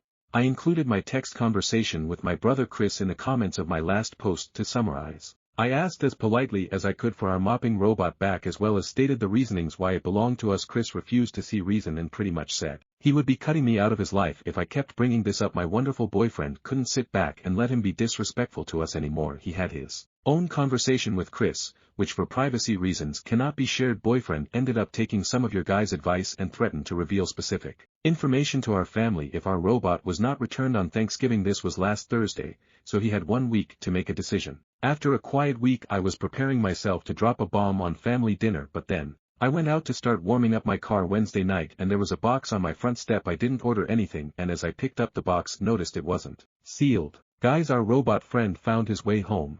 I guess Chris decided that a mopping robot was not worth ruining his reputation with our family. He will not be bothering us anymore, and we will be no contact from now on. Now a positive from all this drama. Boyfriend and I are utilizing our new home monitoring cameras to watch our pets, our dogs and cats' activities while home alone. Are so entertaining, it's brought us a lot of joy to check in on them. Family photo will be posted in comments of pets and robot. Have a great holiday season everyone. Stories number 23. Reschedule me in someone else's spot. So today I had a client who missed their appointment. I help people find jobs. Flakiness happens fairly often. I informed him next week is booked and we can go 2 weeks out. The conversation then goes like this. Client, I can't wait 2 weeks. I need to see you sooner. Me, well I have 8 a.m. slots for next week since no one likes them. I know you prefer afternoons but we can do that. C, no that's too early but I really have to see you. How about tomorrow?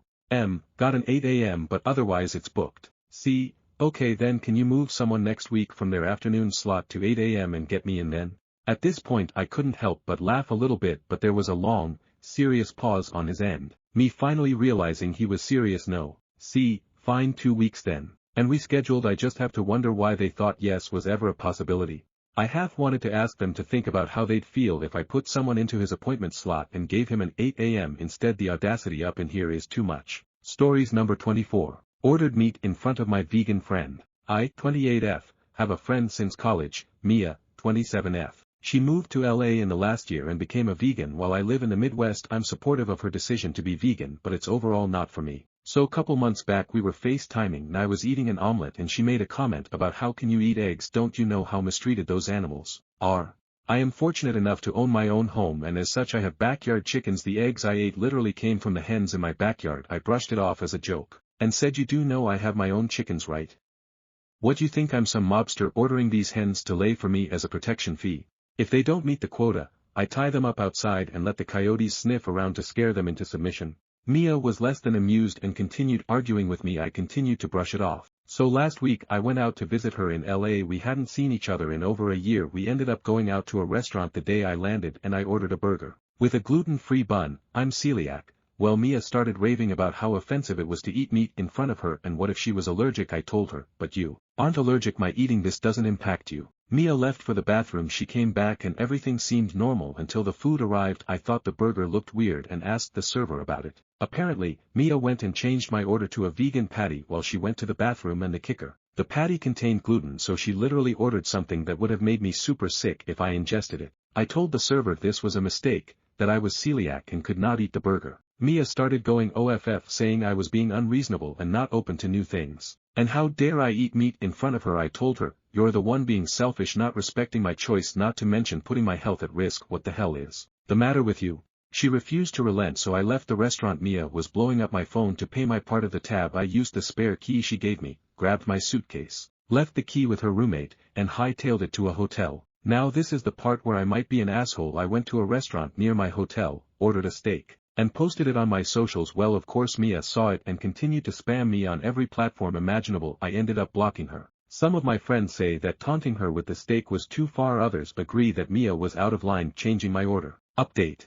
Okay, I didn't expect there to be an update on this, but here we go. Recap. My friend, Mia, changed my order at a restaurant from a burger with a girlfriend bun to a vegan patty that contained gluten without my knowledge. I suffer from celiac. She wanted to teach me a lesson about veganism. We haven't spoken since. On to the update. So before I had mentioned that Mia was reaching out to mutual friends to try and get in touch with me specifically. Our friend Heather, 28F, and while Heather is a very sweet human being, she's a people pleaser and tends to parrot the last person who spoke to her. Heather lives in town while Mia moved to LA. Heather wants to broker peace as she is very uncomfortable with any sort of conflict. I had Heather over today. She wanted to discuss the Mia situation and I kept reiterating that I had made up my mind and didn't want to hear it, that if I wanted to talk about Mia and what she did, then I would talk to Mia. So Heather said, well, it's not like all her points aren't valid. I mean, look at your chickens. What about my chickens? Background: my dad and I built my backyard chicken coop with an attached run. They also get supervised yard time. There are 3 hens. Well, Heather went on to say, and I'm assuming she was parroting Mia at this point, that it was inhumane and unethical to keep my chickens, especially when I live in the Midwest, and that stealing their eggs robs them of nutrients, and it's not like I'm a professional when it comes to chickens. I looked at her and said, are you a professional cat wrangler? She looked shocked and said, what? Me, you have cats but you're not a professional at it. What do you do when they're sick or acting off? Heather, I take them to the vet. Me, but you're not a professional. Heather, well no, but they're my pets. I wouldn't let something happen to them. Me, exactly, those chickens are my pets. They live a spoiled life. Heather looked away and said, well, Mia said she was gonna report you for animal abuse. I took Heather outside to see the coop. All 3 of my girls ran up. I showed her around and asked her if this looked like abuse. She said no. I showed her the meals that the chickens are fed. I explained how I ensure the girls get their nutrients and how I put together their meals. I looked at her and said, what you talk about with Mia is your business. I would hope that you know me and trust me well enough to see that I don't torture my animals, but if you have doubts I will show you around. I will not be discussing Mia with you any further. I made the choice to go no contact. That doesn't mean you have to take a side or fix things between us. Heather ended up apologizing and saying how Mia sounded so confident in what she was saying that she believed it without a second thought. I ended up feeling so exhausted and still haunted by the ghost of Mia. I don't know how serious she is about reporting me for animal abuse, but there's nothing abusive going on here. I hope she's just spitting venom, hoping that something will get me to unblock her. I can't believe this is the same woman who used to hold my hair in college, and I'm starting to question the level of investment I want with Heather. Stories number 25. Am I the asshole for refusing to give my late husband's possible affair baby any money? My husband passed away almost 3 years ago, leaving me a solo mom of an 8-year-old. I've learned a lot about who he really was since then. Let's just say that if he were alive, we wouldn't still be married. About 6 weeks ago, a process server showed up trying to serve him with a court order to submit DNA for a kid. I gave him a copy of the death certificate and sent him on his way. Shortly after that, a woman shows up on my doorstep saying that the kid she had with her was my late husband's child. Is it? I don't know and I don't care. It kind of looks like him, but also looks young enough that they would have had to have been conceived very shortly before his death. I told her that he was gone and where she could find his grave. She almost immediately started demanding her half of his estate. I laughed and told her that half of nothing was nothing and she was welcome to that. Where I've been informed that I might be TA is that while it's true there was no estate, there were assets that passed outside of probate. One of those assets was a rental property that his parents gave us years ago, deeded with him and I as joint tenant with rights of survivorship. In short, it became mine when he died. I've already sold it and that will be the money that sends my kid to college legally. I'm good. Already talked to my attorney about this. While I feel bad for this child, I also have a child of my own to look out for. I'm going to edit this to answer a few questions that I've gotten. No, there was no will in place for him in my state. Intestate inheritance laws say that if the only heirs are me and my child, then the first $50,000 of the estate go to me and my child gets half of what's left. If this does turn out to be his child, then half of the estate would go to me and half to the children, i.e. my child would get 25% and the other child would get 25%.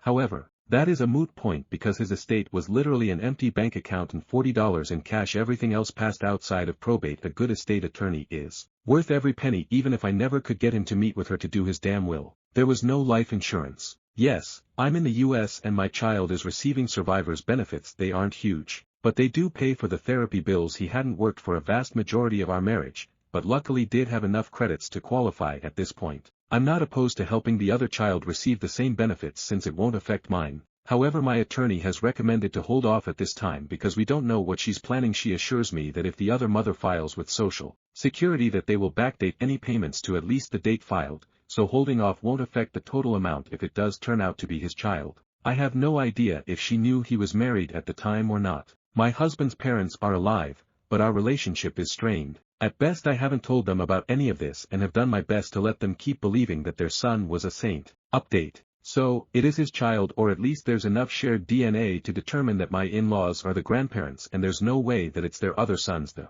biggest update is that the mother doesn't currently have custody. I'm still a bit unsure of the timeline. but there might have already been a CPS case open when she first contacted me. She's apparently a fan of the same illicit substances that my husband was. That would explain how they met. Unfortunately, that means that the child is now in foster care. My in-laws were not deemed an appropriate placement, and I won't do it. I have been working with the caseworker with regards to getting Social Security benefits for the child in my state. Survivor benefits offset any child support obligations, so even if there was an estate, the SS benefits most likely exceed the amount he would owe based on his work history prior to death. This hasn't affected my own child's benefits. I still haven't determined exactly what I will do with this information going forward. I have set aside some money in an online savings account, but it's still in my name until the mother's rights are completely terminated or the child ages out of the system. I don't want anything that would possibly give her access to it. I will also eventually have to tell my child that there is a sibling out there. I've been through the ringer over the last couple of months and I'm still just so fucking mad that I'm still cleaning up my husband's mess. Stories number 26.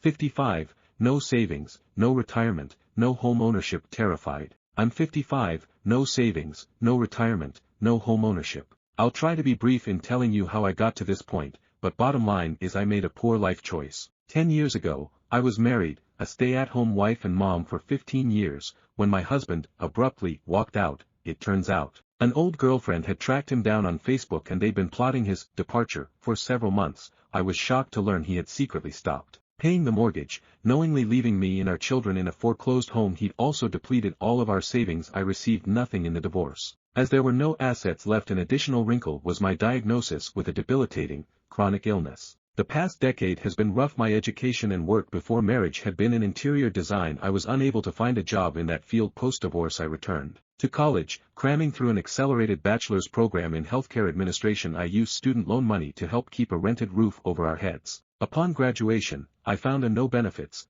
$10 per hour job in a doctor's office. It took nearly every bit of my take-home pay to cover rent. Fast forward, I'm now making $20 per hour. As a contract worker, the contract house offers a self-funded health insurance plan and a 0% matching 401k. There are no raises, ever, and no chance to become a direct hire. My take-home pay is a meager $2,500 per month. I have tried and tried to find a better job, to no avail. At one point, I managed to find a second job, but after 5 months, the 16-hour workdays caught up with me and my health. I have no idea how to get out of this mess. I am terrified about my financial future and worry about how many more years I'll be able to work given my poor health. I would like to own a home again, not a large house like I used to have, but a small condo in a safe area, and I know I need a retirement savings, but I don't know if it's even feasible. Where do I start?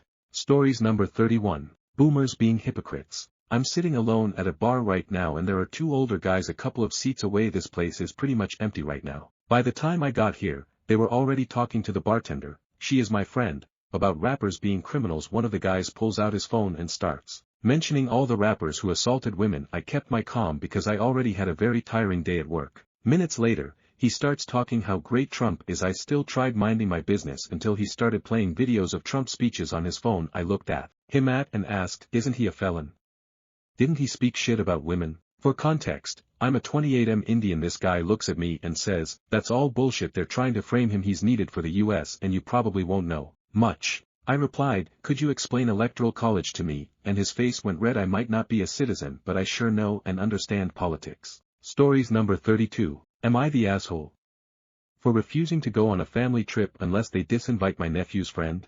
I, 43M, am really close to my family, consisting of my siblings, their spouses, their kids, and my parents. Every year we go on a vacation this time of year for 2 weeks, and come back right before Christmas. We are supposed to leave a week from today. I am the divorced, single, sole parent to my daughter, 15F, she jokingly calls herself a nerd. She's weird, she's quirky, she likes anime and video games and Star Wars, the whole stereotypical nerd thing. She does get bullied at school, but since leaving middle school and growing up a little more she started taking it better, and mostly it stopped. This one boy, who I will call Jeff, 16M, presumably, and is coincidentally my nephew's, who is also sort of an best friend, is an absolute nightmare. I've talked to the school, we've had meetings with his parents, she's switched around classes extensively, but he still goes out of his way to pick on Emily. She has told me herself that she can deal with name calling, but it doesn't stop there. He pulls her hair, rips her clothes, destroys her things. Like, this kid is a full-fledged nightmare. They even got into a fist fight that they were both suspended for last year, because he stole her backpack and put it into a full toilet in the boys' bathroom. When I was discussing plans with my sister, she brought up needing to buy Jeff a winter coat when I realized he was going on the trip. I actually almost lost it. I told her admittedly without thinking that we weren't going, and she began begging me, talking about tradition and family and blah blah. I said no, I'll eat my portion of the cost, but we are not going. After a longer conversation, I said I'll go if they disinvite Jeff. We are well off and we are lucky to have grown up in a financially stable home with parents who are attentive and supportive. And for our kids to have done the same. Jeff was not that lucky. He lives in a really unstable environment both financially and emotionally. This was apparent to me from the meetings with his parents, as his father did not care and his mother blamed my daughter for being evil, and these were multiple, separate meetings. This is awful, and I'm sorry that Jeff or any child has to go through that, but I told my sister that my position still stands. The conversation went back and forth, mostly just her throwing excuses. Jeff has divorced parents, he grew up differently than us, maybe it's just a crush so on and so forth. When I reminded her of the fight, she said I know, but Jeff needs this. She mentioned how he needed a break from his toxic home life, and I respect that, but why does that mean I have to put my daughter in a house with her tormentor for 2 weeks? I told her I wasn't changing my mind and went home. Now there is pure chaos. My family is split, my parents are begging me to go. I'm getting texts near constantly. My daughter told me she's not going if Jeff is going. She had a full-blown panic attack over it. Maybe I'm looking for validation, or maybe I really need a wake-up call and I'm just a selfish asshole. Update, am I the asshole for refusing to go on a family trip unless they disinvite my nephew's friend? TLDR, Jeff is not going on the trip, and per my daughter's request, we're still going. Hi, everyone, I hope you're good. I have an update resolution that I figured I'd share, though truth be told it's a bit anticlimactic. Before I start, I wanted to say thank you for anyone who put in their 2 cents. I appreciate all of the comments, though I got overwhelmed with attention very quickly. I'm sorry if any questions remained unanswered. There were a lot of comments. I am still trying to maintain some anonymity, but I am happy to answer any questions that don't impede on that.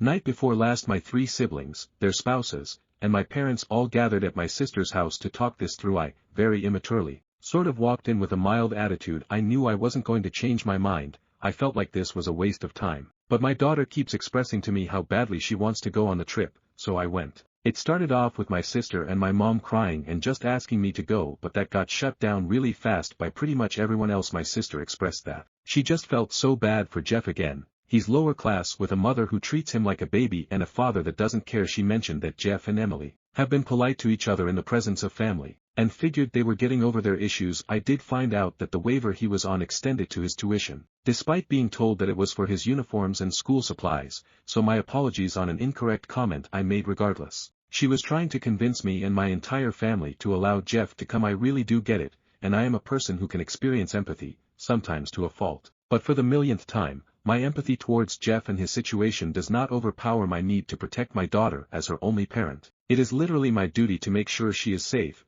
and this is not safe. Thanks to a comment, I did say my daughter does not feel safe around Jeff, to which my brother-in-law, the sister in question's husband, replied, well, that settles it. The only adult who wanted Jeff to go was my sister. The only people who wanted me to compromise and go and ignore Jeff were my mother and sister-in-law. Everyone else was adamant that Jeff did not go. No one knew he was invited, and it wasn't until I sent in the group chat that I would not be attending because of Jeff's presence that anyone, including my sister's husband, knew Jeff was going. My father, who is actually a therapist, has been ridiculously supportive through this whole thing. He explained his reasonings for not wanting Jeff there besides the obvious, most notably, and as many others, including myself, have pointed out. He started bringing up the subject of SA. My nephew mentioned to him that Jeff does like Emily, and if his mindset is as dysfunctional as we are led to believe, he's not currently capable of expressing that to Emily in a healthy way, which could lead to him attempting to SA her. Note, my sister tried to I told you so me about the crush, but I literally laughed at her. I really honestly don't care if he has a crush on my daughter. He's so awful to her. She takes it like a champ, she holds her head up high,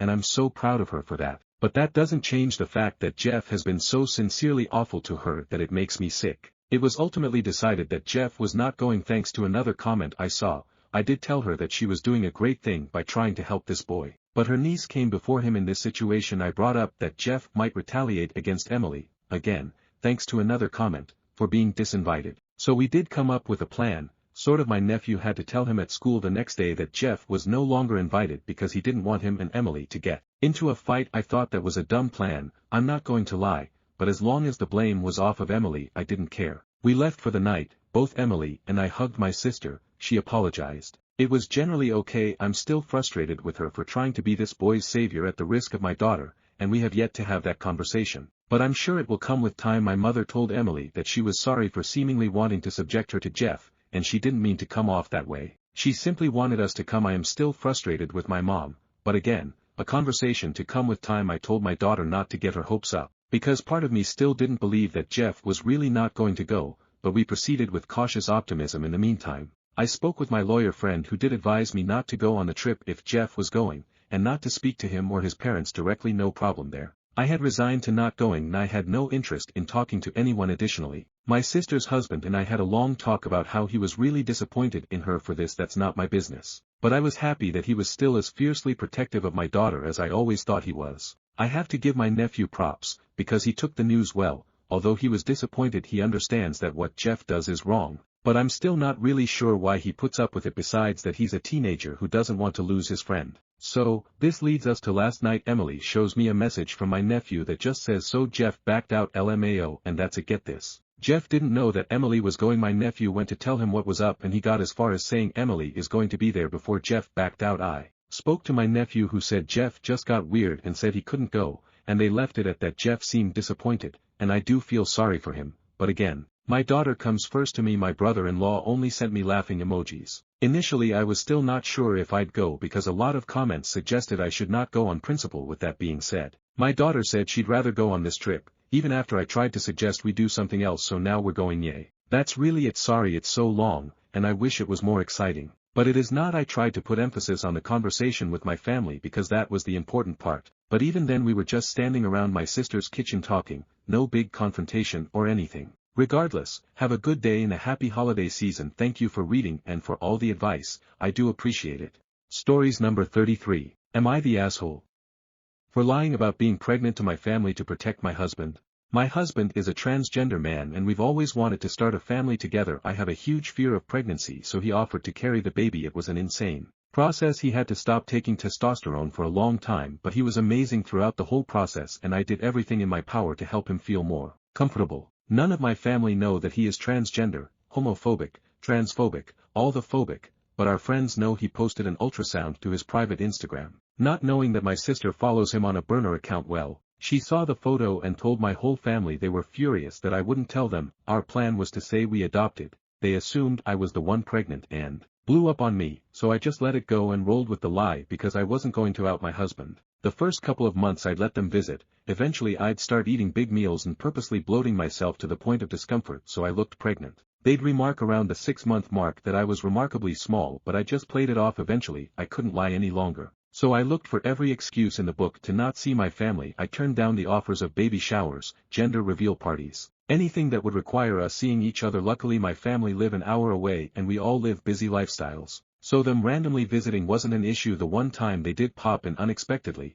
we were out of the house. If they FaceTimed, I made a point to be in bed feeling horribly sick, so I couldn't give a bump update. I lied my ass off and they just thought I had a rough pregnancy. My husband gave birth a year ago and went straight back on the testosterone, and now we're happy as ever. My family have met our daughter and they adore her. A week ago, after an argument between myself and a friend, said friend decided to out my husband by messaging my family and included proof. They did it by adding everybody to a group chat, posting screenshots and basically the whole story, then saying I'll leave you all to discuss. Then they left the chat and blocked me and my husband. In a transphobic rage, my mother raced to my home and all but beat my front door down. It wasn't pretty. I had to call the cops. I've been disowned, but that hasn't stopped the daily calls and texts coming from my parents, aunts, uncles, siblings, etc., leaving nasty transphobic slurs on my voicemail and other hateful crap. I ended up crying to my friend yesterday who told me that I should have been honest with my family, as it would have saved me a lot of heartache. That, or said we miscarried and then adopted later. I'm not happy that things played out the way they did. I just feel so sad now. Maybe it was wrong to lie to my family, but I feel like I had no choice.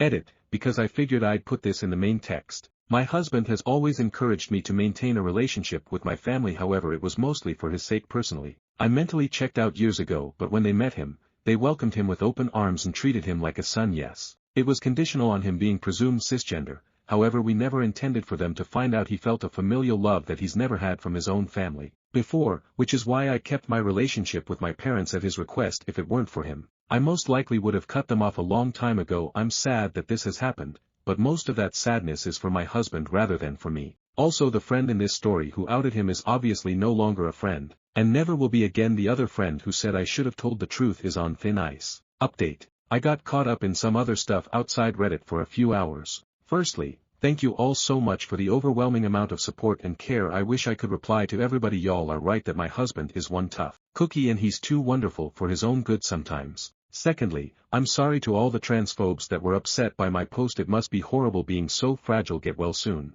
Thirdly, after reading all of your comments, my husband and I decided that moving will be the best thing for us. It's scary because it's such a big change and we'll be in an unfamiliar place, but we're looking forward to living in a more LGBTQIA-friendly area. I've asked a friend to call in a welfare check on this ex-friend since they are technically missing, but I'm washing my hands of this whole situation and anything to do with this person. Again, thank you all so much for the love and support. Final update. Hi all, it's been over 3 months since my post blew up on Am I the Asshole?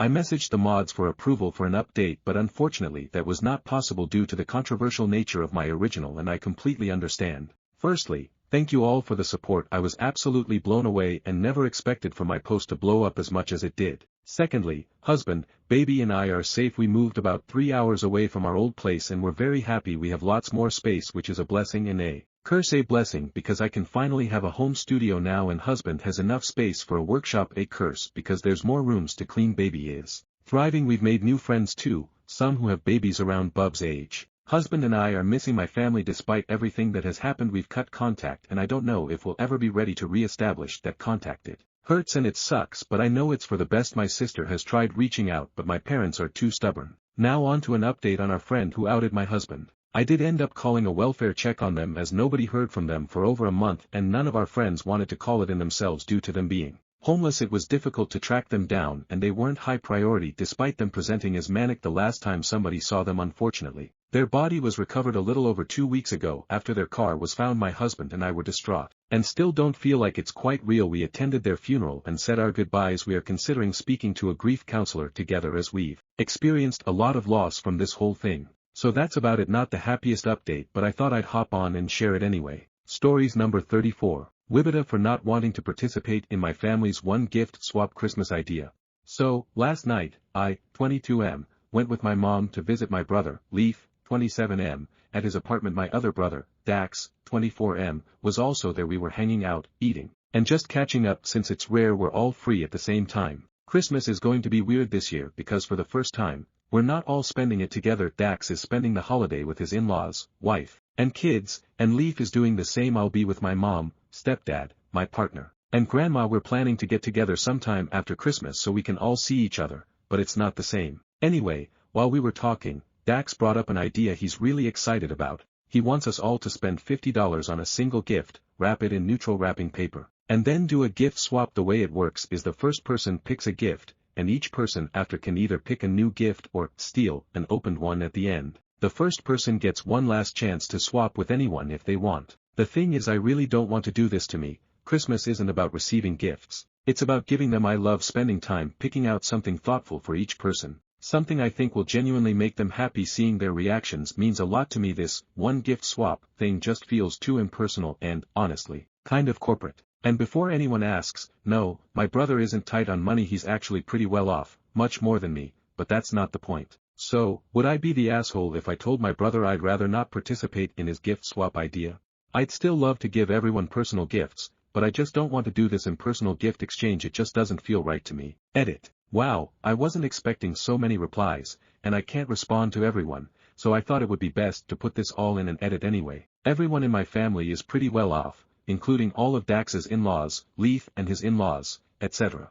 Leaf and his wife aren't really into the idea of doing White Elephant this year, and neither are my mom or stepdad. We all know how complicated Christmas gets as the family grows, and we'd honestly prefer to do Secret Santa instead. Also, just for context, Dax's mother-in-law is outright refusing to participate in White Elephant and is insisting on an expensive gift instead. If she doesn't get one, she won't come to their Christmas celebration, which is just adding to the drama. My brother Dax can be very controlling, and most of the time we just let him have his way because it's easier than dealing with the tension. If he doesn't, he tends to make everyone uncomfortable if things aren't exactly how he wants them. My mom also isn't thrilled about doing White Elephant because of what happened last year. She and my grandma booked a holiday home in Salem for Christmas. with my mom covering about 90% of the cost and my grandma pitching in around 10%, but then my brothers ended up getting our grandma a gift to thank her while giving nothing to our mom, who had covered most of the expenses. To make it worse, Dax and Leaf both got their mothers-in-law expensive gifts, but didn't even think to give our mom something small. My mom isn't materialistic at all. She'd be happy with just a thank you card, but that's part of why she's not on board with White Elephant this year. For me, I'd rather skip getting a gift altogether than end up with something I don't want. So, this year,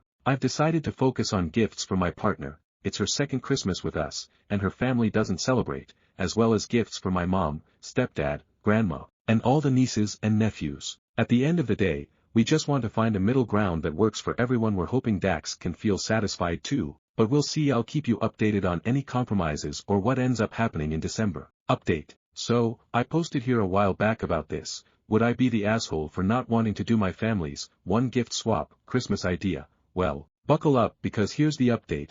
You can find the original on my page. TLDR recap. My brother Dax, 24M, suggested doing White Elephant for Christmas instead of exchanging individual gifts. This idea was not well received. I, 22M, am in a family group chat with Dax, my other brother Leaf, 27M, their wives Megan, 29F, and Blair, 27F, our mom, 61F, stepdad, 60M, grandma, 79F, stepsisters Edie, 22F, and Tatum, 19F, and my partner Maeve, 23F, who isn't in the chat but is very relevant here. Dax announced his idea like a dictator issuing a decree, not like, hey, thoughts? Let's just say the family vibes have been shaken. What went down? A few days ago, Grandma told us Dax had something important to share. Turns out, it was him rehashing the White Elephant plan, complete with rules and not like, what do you guys think?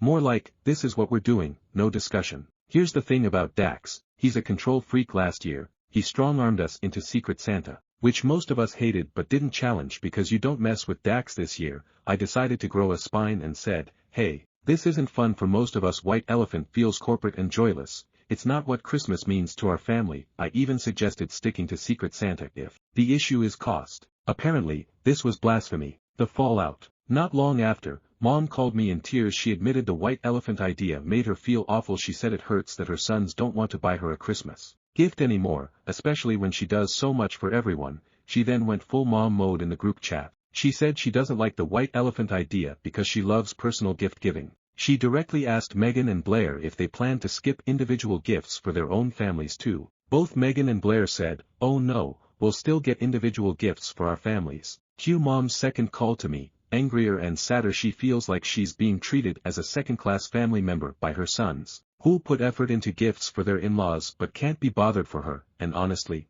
she has a point. My brothers either buy her last-minute junk or forget entirely. Maeve and the stepsisters joined the rebellion. I called Maeve to vent, and she was fuming. She's been budgeting over $300 to get thoughtful gifts for everyone. First Christmas with my family. Wants to make a good impression. She said if it's going to be White Elephant, it's a waste. Her gifts won't even go to the right people. Meanwhile, my stepsisters Edie and Tatum jumped in to say they also hate the White Elephant idea. Edie even called it lazy on Dax's part. Hero, Dax, feeling the heat, proposed a vote, White Elephant or Secret Santa. By this point, though, I was done. I dropped out entirely, and so did Edie, Tatum, Maeve, Mom, Stepdad, and Grandma. Enter Blair, the plot twist queen. Blair suddenly chimed in with a new idea. Since so many people are dropping out, let's just do gifts for the kids. She framed it like a compromise, but really, it was her way of shutting down the adults entirely. Dax, Leaf, and Megan jumped on board, and Dax declared, Christmas is only for kids.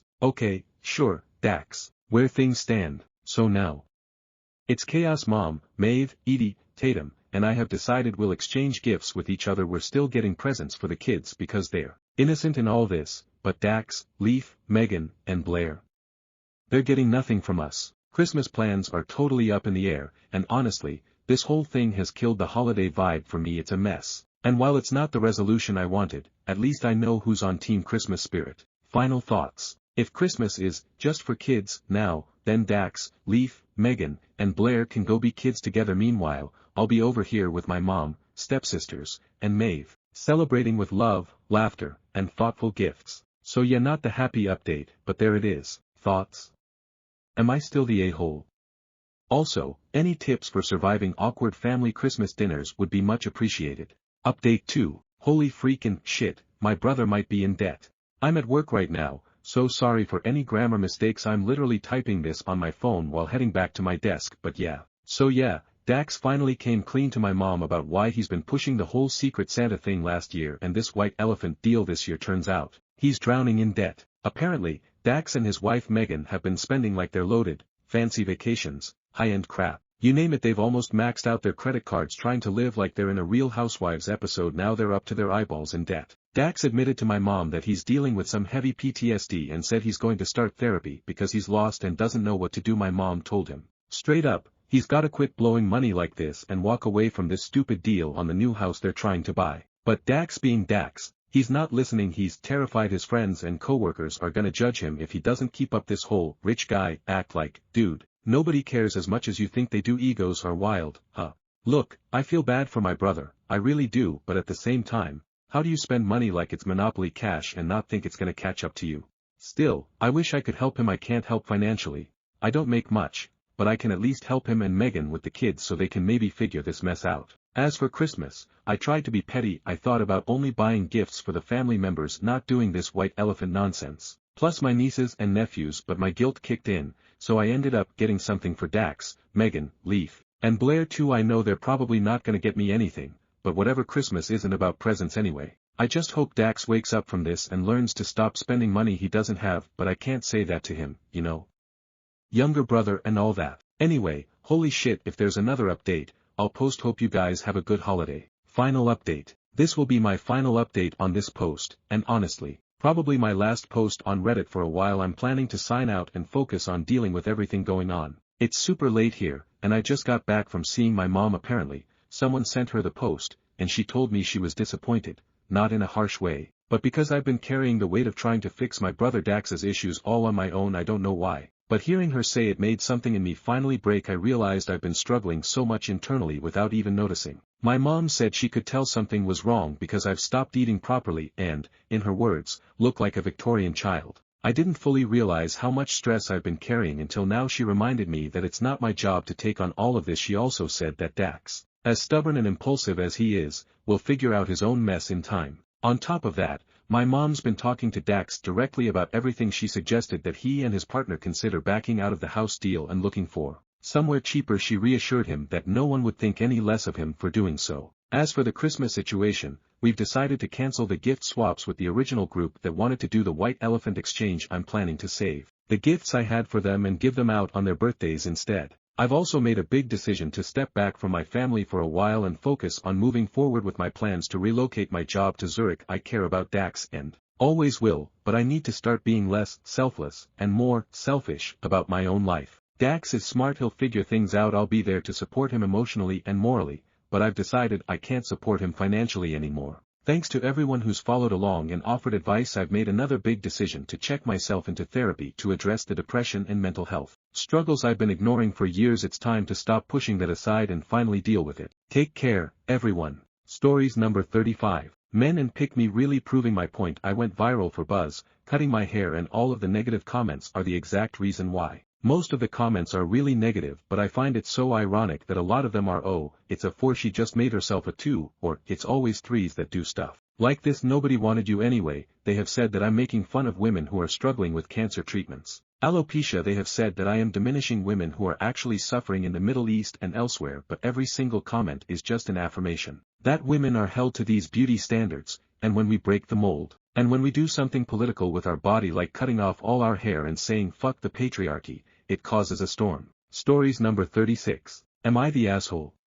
Not spending time with my sister's family because of her husband's views on my trans daughter. Apologies for not responding sooner to comments. The attention this post received was overwhelming, and I needed some time to process it all. First, I want to address the trolls. I get the urge to respond to them, but let's be real, these people are just attention-seeking bullies. Our responses only fuel their negativity and give them the platform they crave. Please don't waste your energy on them. To those who messaged me individually, asking questions about trans people and their experiences, while I can tell some of you are genuinely curious, I can't help but suspect that for others, it's a way to project more transphobia under the guise of understanding. If you're genuinely interested in learning, there are countless resources available online that can give you a far deeper, more articulate understanding of the trans experience than I know this firsthand from helping my own daughter, and I encourage you to explore those resources. Now, on to the update. I knew that I'd have to talk to my sister eventually, but I really appreciate all the advice and support that came through in the comments. It was invaluable. I had a one-on-one conversation with my sister, where I explained that her family was not providing a safe space for my daughter. I told her that I loved her and wanted to maintain our relationship,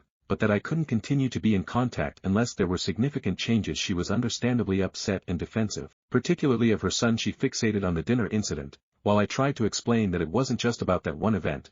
There were other instances, like my nephew asking my daughter why she didn't want to go to heaven, or asking me if she was mentally ill. Sarah, my sister, was there for both of those moments, so I was shocked she hadn't seen the pattern herself. Yesterday, my sister reached out and asked if we could meet with her and Tim. She apologized for not listening earlier and said she wanted to find a solution. I agreed, and they came over after work. We sent our daughter to the neighbors. She didn't need to be part of that conversation. When they arrived, they were surprised that our daughter wasn't there. I told them that the conversation could be harmful to her, even if they didn't understand why Tim was visibly upset, but I asked them if they were really ready for this conversation, and they both said they were. The conversation itself was difficult, to say the least. Tim did most of the talking. I brought up a comment I had overheard him say, that my daughter should just be a boy until she's 18, and she asked me why my daughter couldn't just be normal until she was old enough to make her own decisions. I asked if he had ever done any research about trans youth to genuinely understand what my daughter is going through. He said he had all the information he needed and started going off on a diatribe about puberty blockers, which, by the way,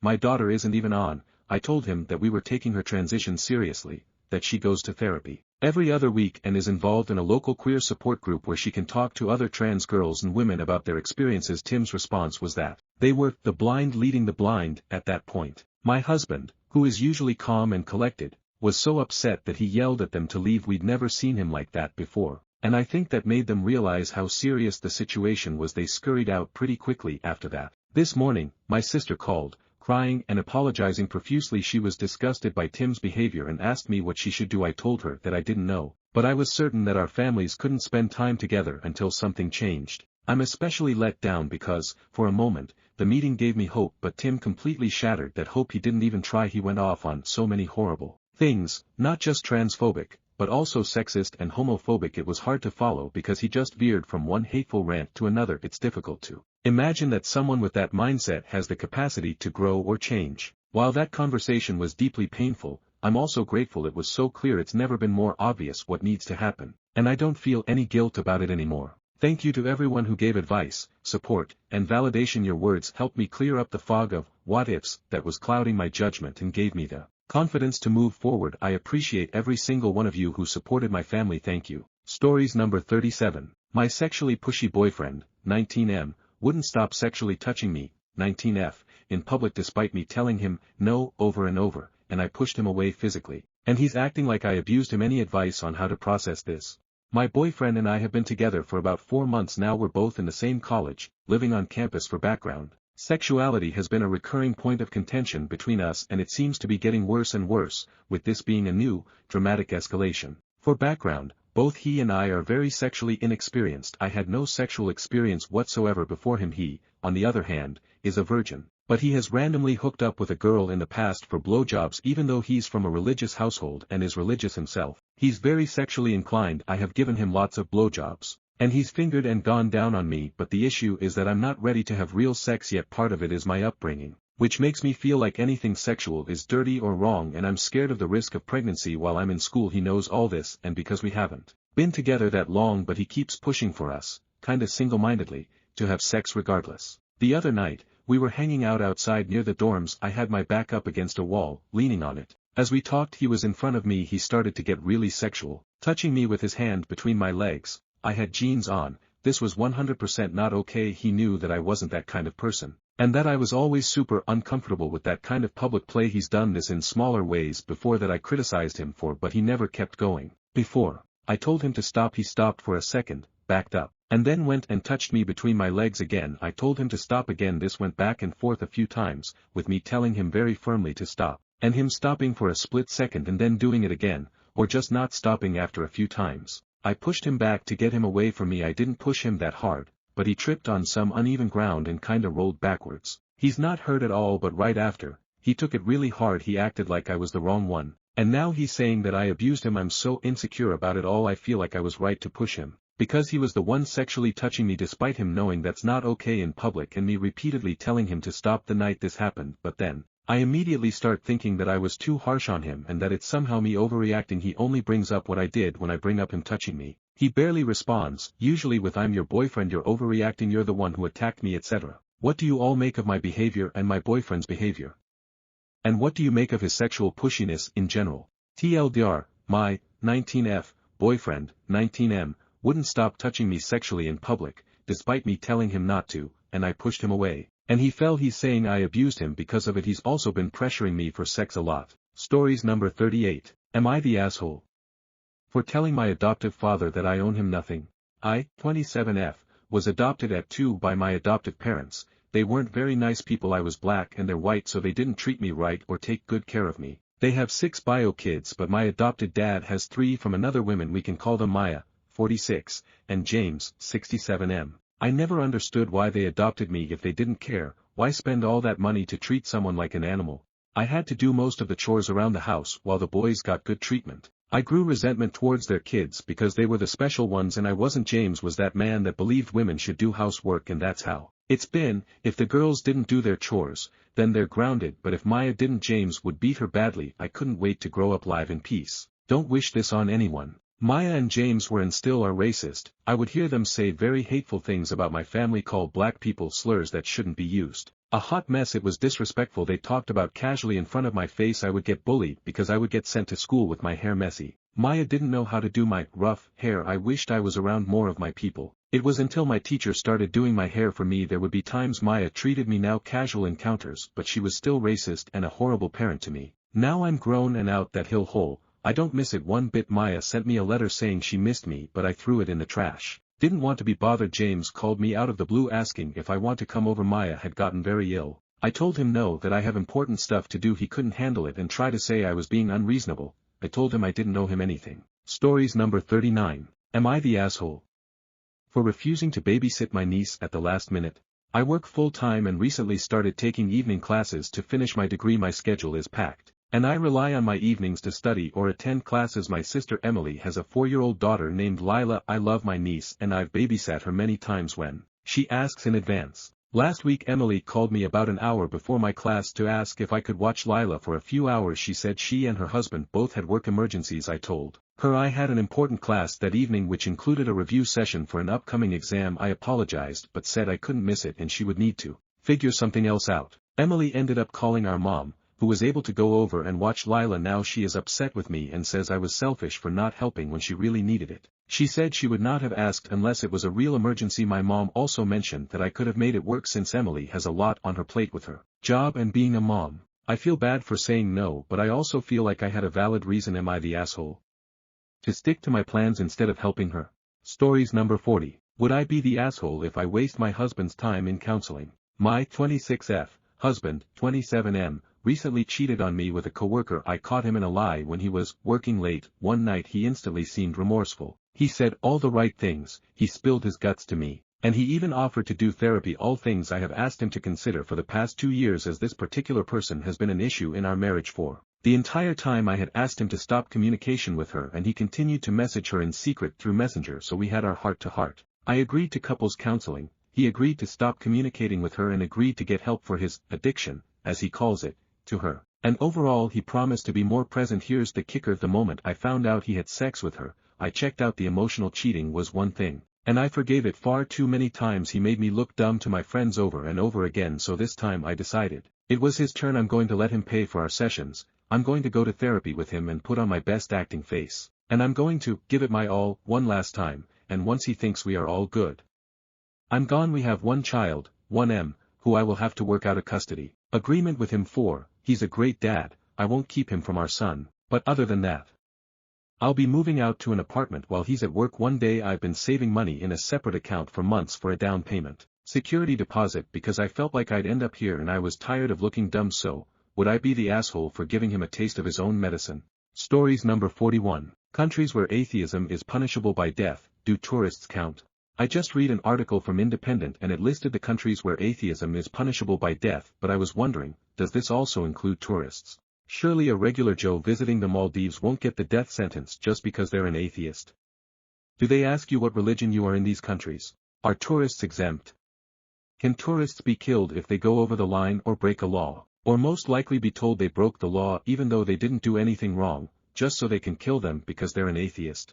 Edit. Having read all comments, there seems to be a difference between atheism and apostasy, where they care more about the latter. But everyone also acts as if I asked, can a tourist go there, commit crimes, speak blasphemy, openly declare they're atheist, make fun of their religion and still be fine? No, that's not what I asked. I tried to ask if just being and existing as an atheist in those countries is a crime, and punishable by death, when it comes to tourists. Most of you also act as if these countries are prime examples of justice and they would never accuse you of anything if you didn't commit any crime. I disagree. All it takes is one corrupt official to say you did something and they'll take you away. I also didn't realize the difference between being Christian and being atheist looks like to a Muslim. I thought a Muslim would hate both equally, and possibly try to kill both, but having read all the comments, it's better to say you're a Christian than to even suggest you might be an atheist. I also learned that some countries do need you to declare your religion before arrival, so I learned some stuff. Thanks. I still would never visit any of these countries, but I just wanted to ask. Some people called me silly and that I deserve a Darwin Award. That's your opinion. I have no shame in asking questions. Asking questions is how we learn. We question, we progress. If you punch me down for that, maybe you're the one who deserves a Darwin Award. Thank you for all the people who took my question seriously and replied. Stories number 42. Teacher told me my project was too mature. My science teacher told us we were allowed to choose any subject study to do a project on and present it, and I knew I wanted to do something within women's health, because it's very important to me. I decided to do a project on fetology, the study of the fetus. I had told my teacher what I had wanted to do because he wanted clarification, and he said it was fine. I was so excited about this project. I worked on it every day at home. About 2 weeks later, the teacher asks to see my project, the day before presenting, and he decides to pull me out of class and tell me it's too mature for my age. He wouldn't even tell me what was actually mature about it. The most taboo, unfortunately, thing I wrote in the project was information about the anatomy of the uterus that helps to protect the fetus. I had asked the teacher if he wanted me to just start over and he agreed that it was probably my only choice. I don't understand how it's even mature. I'm still in grade school, obviously, but I wanted to know if it's a good idea to protest against it, or I should just bail out of the project. I don't think it's worth any points. But the teacher did say he wanted to see what our presentation skills were like. I just have a fear of looking like an annoying snob. But I do believe it is absolutely unfair that everyone else gets to present but me. It makes me sick that my own anatomy is being treated like it's some inappropriate object that should be censored. Stories number 43. Am I the asshole?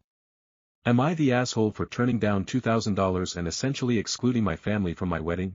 My fiancé, 31, and I, 26, have been together for 5 years and engaged for 3. We set a wedding date but had to postpone due to other financial responsibilities. We now have a set date for June 2025. We had a difficult time finding a venue, so the second we did, we made a deposit and set the date in stone. The date is what is the biggest issue with my family. So for context, my family is extremely religious. I grew up in the religion, and the second I turned 18 I left it. I live in the same town as my family and have not wanted to cut all ties, so I try to be as respectful of their beliefs as I can. They are against things like all jewelry, even wedding bands, strapless dresses and anything immodest, and so on. Dancing, music, and alcohol are also evil to them. Basically all aspects of a wedding reception. I have even had emotional moments knowing that I will never have a father-daughter dance because my dad is so against it. Anyways, due to our schedule and many of our guests' schedule, our wedding will be on Saturday, which is my family's religious day. I have also paid the venue extra to reserve Sunday for cleanup so that people can return to work by Monday. I have gotten grief about this from all of my family, including my sisters, because they feel that this is breaking their religious day. This has been very irritating, and one sister has been manipulative about it, but I got through it and thought that they have accepted it well. That was not at all the case. I will also point out that our wedding is entirely on my fiancé and I financially, and it is possible but definitely a strain.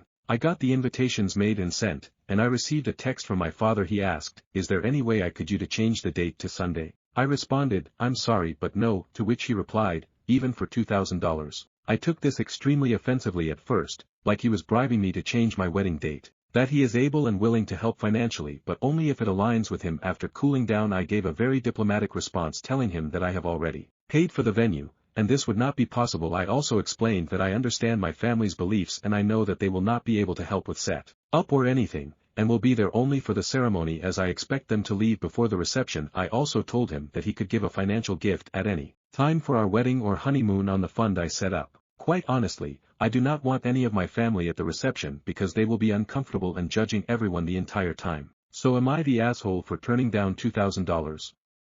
It would help immensely should my family be welcome at my reception. Should I disinvite them all altogether? Stories number 44. My mother kept calling me a devil worshipper, so I donated to the Satanic Temple. A couple of years back, I told my mom I no longer believed in God and considered myself atheist. Her first reaction was shock. And then she said I was a devil worshipper. I remember being very upset at the time and explaining to her that I'm an atheist, meaning I don't believe in God. So if I don't believe in God, why would I believe in the devil? I don't believe in anything supernatural for that matter. But she wasn't hearing it, and she shut off her ears ever since then. Our relationship has been pretty rocky. Today she told me she stayed up all night on a prayer line and prayed for our family. I don't even know why she tells me about this stuff. It's like a member of the MAGA cult telling you they did something Trump related. You're wasting your breath. Maybe it's her ego. I say that because she knows how I am going to reply. I simply told her, you stayed up all night on a prayer line. But that guy has yet to do anything for you. She got upset and started saying stuff like God is the reason she can walk and breathe and all that crap. I left her alone in her room shortly after, then came back a few minutes later. I came back to tell her about a completely different topic because I wasn't trying to argue with her about religion. That was a big mistake though, because she couldn't drop it and brought up God again. She said if you don't believe in God then that must mean you worship 666. I told her, I don't worship a goat god, but I didn't feel like doing this never-ending dance with her. So I just played along. I told her yes, I guess I am a devil worshipper. I'll donate $5 to the Satanic Temple today. She was shocked and told me she will not talk religion with me anymore and that I should not turn towards the devil, but it was too late. I made up my mind already. The Satanic Temple was calling my name. A few minutes later, I told her I wasn't joking, then moved on. About 2 or 3 hours later, I donated $5 of my own money to the Satanic Temple and texted her the 7 tenets shortly after. But I'm not converting or anything. I just like the message they put out. I won't tell her I actually donated, nor will I show her the donation receipt since I am still dependent on my parents and live under their roof. Telling her is not a good idea in my eyes. She thinks I was bluffing to mess with her. She even said as much, which works out in my favor, I guess. Anyway, thanks for reading my post. If there are any other exceptional atheist organizations you think I should look into, please let me know. Edit. I'm well aware the Satanic Temple doesn't worship Satan. I brought them up to begin with for that very reason. Stories number 45. Am I the asshole for telling my baby sister not to introduce her boyfriend to my 4-year-old? So a few months ago, my baby sister, whom is 25 years old, asked if she could take my daughter for the weekend. I agreed and dropped her off at my mom's apartment, where she lives. I had recently found out she started dating a guy, and before I left, I asked what she had planned. It was a week before Halloween, so she stated she would take my daughter to get a costume and then they would hang out at the park and get lunch with my mom. These were normal things for them, so I said okay cool. Then she proceeded to ask me what time I was picking her up the following day. Normally she wouldn't ask. I asked her if she needed me to pick her by a certain time and she said no. She said she had plans but my daughter could be included. Now something in me said if you are planning an outing with your boyfriend please leave my daughter with mom. She then goes well mom is coming with us because he invited us to dinner, so I said okay I'll swing by early in the day to get her. Please don't have my daughter around people that I do not know or introduce her to your boyfriend whom I haven't met yet. And she seemed a little bothered by it. I explained why I felt the way I did and she agreed not to, but she didn't respect my boundaries or wishes. Edit. The same night I asked her not to introduce my kid to her boyfriend. She had him over for a few hours and it was never mentioned to me. I found out because my kid slipped up and told me he got her flowers and she thought she was in trouble for telling me. I had to ask them. I asked my mom first and she said oh yeah he came over and was here for a few. She didn't understand what the issue was and I explained it's for safety reasons. I asked my sister and she still won't have a conversation about with me, so yeah. Stories number 46. Am I the asshole for moving across Canada without telling my parents after they missed my high school graduation?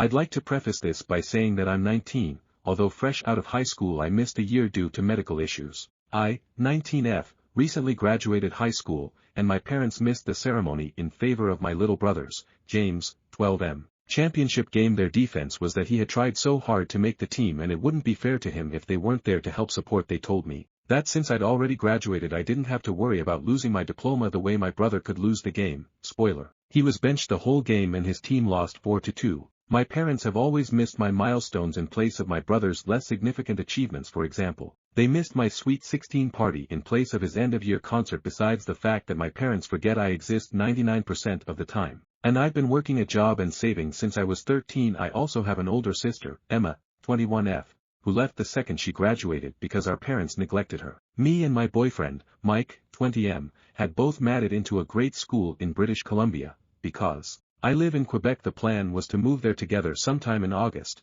but when my parents just didn't show up to my grad, I went to his house and we left a week later. They were used to me being gone for extended periods of time, but when I didn't even send them an angry text after they were a grad no-show, they called. I answered, and informed them I was in because, and would no longer require their non-existent parenting. Since then I've been bombarded by family on both sides, and I've been ignoring all of them until I got one from my mom apologizing, asking to meet up on Zoom or FaceTime. Mike says it won't be different from the other times, but what if it is? Most of my family has been attacking me using some not so socially acceptable words, which makes me wonder, am I the asshole? Am I the asshole? Update. I answered the call. I know I shouldn't have, but I did. Mom made small talk for a while before informing me that she had done a deep dive into Mike, my boyfriend. I had already known that his family was very well off, but clearly, she didn't, as she made it seem like I had struck gold. She then began to trauma dump about her life since I left. James broke the living room flat screen TV, Dad lost hours at work, Mom had to get a part-time job. I felt like she thought I was now a money machine, like WTF.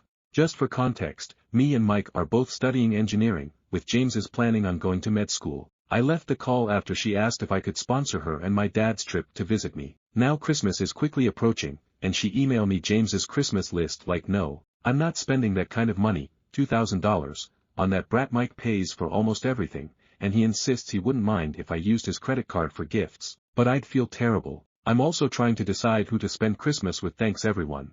Edit. I've bought James things from his Christmas list before. I stopped once we stopped spending as much time together due to studying, and he's been an asshole these past couple years. Stories number 47. I'm having a baby tomorrow and I'm not ready for what's ahead. So yeah, basically I made a really stupid mistake. I was fat and I was closed off from the world, and I didn't leave my house. I made one friend and I got out and became a completely different person. I met somebody and we are now having a baby. I was never with any guy in even a stupid relationship way, and definitely not sexually before him. He's never been in a relationship with me, and it's been over a year of us doing stuff. He has other kids and he's currently messing with another girl who recently had a baby that isn't his. He was there for this girl with her whole pregnancy too. I found out about what he had with her a day before I found out I was pregnant. I don't have anybody to show me how to be a mom, and I don't know anything. I don't know what to do. I don't want to live this life anymore. Edit. I don't want anybody to believe what I've wrote means that I don't love my baby or have the resources to take care of her. I just don't know if me is what I am now is mentally able to handle this. I never thought I'd have a baby. I have a thing about being alone, and that's how I feel. I'm completely terrified of being a bad mom and not teaching her the right things in this messed up world. We never know what to expect with anything. I thank everybody for their advice and support. I have a long road ahead of me and a lot of decisions I still have to make. Edit 2. Abortion isn't an option. Obviously, if I wanted that, then I wouldn't be having a baby in 10 hours. I've stated I absolutely love my baby and wouldn't have aborted her even if I did not want to raise her myself. I took the action to create her, and it's not fair for me to just throw away a life due to my actions and not wanting to face reality. Stories number 48. Would I be the asshole if I don't let my aunt come to my child's birthday after her husband died? I, 35F, am close with my mom, 68F, and enjoy spending time with her and my dad, as do my husband and 3 kids, 6, 2, and 1. My mom has an older sister, Kathy, who she is close with as well. My family would see Kathy at holidays and probably 3 to 4 other times a year up until this year in April. Kathy's husband died. Kathy had no children and lives alone since his death. My mom has pushed to include Kathy in almost every get-together. If my family drops by on a weekend, she calls Kathy, she invites us for dinner, she then tells us Kathy is coming, etc. She has also come over to our house with Kathy when we didn't invite Kathy to come. Kathy is there almost every time I see my parents for the last several months. Kathy is not terrible to be around. I know family can be worse. Kathy does, however, tend to be very uptight. She does not have much of a sense of humor. She can be judgmental about things like my home when she stops by and tends to make passive-aggressive comments. She also seems annoyed by my kids, who are pretty well behaved. I don't mind Kathy being at some events, and ultimately my mom can choose who is at her home. Plus I do understand my mom is trying to be there for a grieving woman, so I have not said anything. This month my daughter turns 3 and we are throwing her a family party at our home. My daughter is quite shy except around her people, so we are keeping it small with just the 2 sets of grandparents, her 2 aunts and uncle, and her 3 cousins. My mom called me yesterday to ask if we could please include Kathy in the party as she will feel left out and she, according to my mom, adores my daughter. I said I felt weird doing this as no other extended family was invited and I didn't want to set up for bad feelings. My mom said okay. However, today she sent a long text saying how she was feeling so bad about Kathy not coming as she knows she'll feel sad and that Kathy would not tell others that she is there so likely no one else would feel badly. She added that Kathy is struggling so much with the loss of her husband and having events and family around is so important. She is probably correct that other family won't know and I'm aware many people would be just fine not attending a 3-year-old birthday. I know grief is hard and at the same time, I just don't want her there. Would I be the asshole if I don't let Kathy come? Stories number 49. Would I be wrong to tell my husband's family the real reason he wants to divorce? Hi guys, I am extremely conflicted over what to do in this situation and any advice is greatly appreciated. Thank you so much in advance and I'm sorry for it being such a long post. My husband, 20M, and I, 20F, have been together since March of 2019, so 6 years this coming March. We've been through a lot of hardships together throughout our relationship. At the very beginning of our relationship, I was diagnosed with diabetes, which was a huge lifestyle change for me. My mother became very sick in September 2020 and being that we were still so young and in high school, in order to stay together I moved from Louisiana to Arkansas with him because my mother and I had been evicted from our apartment and she wasn't able to support me any longer. He came from an abusive family situation which didn't improve after I moved in February of 2021. My mother passed away. I was incredibly close with her and I was devastated to lose her. I still don't think I fully recovered from her death. At this time I was enrolled at online school, so being that I was at home and his mother had to work to support his 2 younger siblings, I took care of them, 2F and 1M, at the time for between 8 to 12 hours a day while trying to finish school and grieve my mother. Eventually his mom and the 2 babies were kicked out of the house and she became homeless. Me and my husband supported them and collectively spent thousands on hotels, food and other necessities. The situation persisted for around a year. When she was kicked out of the house she didn't have a car, so I gave her my car and she used it for over 2 years. This was a very hard time for me and I believe it changed me as a person and affected our relationship in a huge way. In 2022, after graduating high school, we both moved away and began to build a life. After enrolling in college he realized in order for him to live in an apartment with me off campus, as I am not enrolled as a student, we would have to be married and present the marriage certificate to his college. All first-year students were required to live on campus if they weren't able to provide an exemption at the time. It made complete sense to us. We had lived together for almost 2 years already, so the thought of living apart made no sense. We of course planned to marry in the future anyway, so it seemed only logical. After getting out of our prior situation, life was only supposed to get better. We lived in the apartment together for a year before moving into a house that we now rent. Eventually his brother, 17M, at the time was able to move away from his mom and come live with us at the new house. Throughout our entire relationship we have always had volatile arguments. We both witnessed domestic abuse our entire childhoods and I feel that contributed to the way we would end up fighting. It's incredibly hard to admit, but we both went through emotional and physical abuse from one another. Things would escalate and we would both say and do things that we both admit we are ashamed of. There were several times in which we almost broke up after a fight. Looking back, we should have broken up a long time ago and I realize that now. I have a wonderful relationship with his grandmother. I love her very much and she makes it known how much she loves me. From the beginning of our relationship she has always been there and made me feel so loved and cared for. Though I had a rocky relationship with his mom in the beginning, at this point we have reconciled and I have a great relationship with her as well. She also tells me she loves and misses me anytime we talk on the phone. All this context to say, after years of disagreements and trying to make things work, my husband had fallen out of love with me. He made it clear to me that he felt we were incompatible and that we were no longer at the same people that had gotten together at 15. He expressed the desire for me to work on myself, improve my emotional control, become more independent, gain hobbies, etc. I felt completely broken, but he promised me would stay friends and still be there for each other. The breakup was 3 weeks ago. He told me he was staying with one of his friends until I was able to move out. For the first week not much changed. We were still calling each other pet names, saying I love you and being physically affectionate with each other, hugging, small kisses.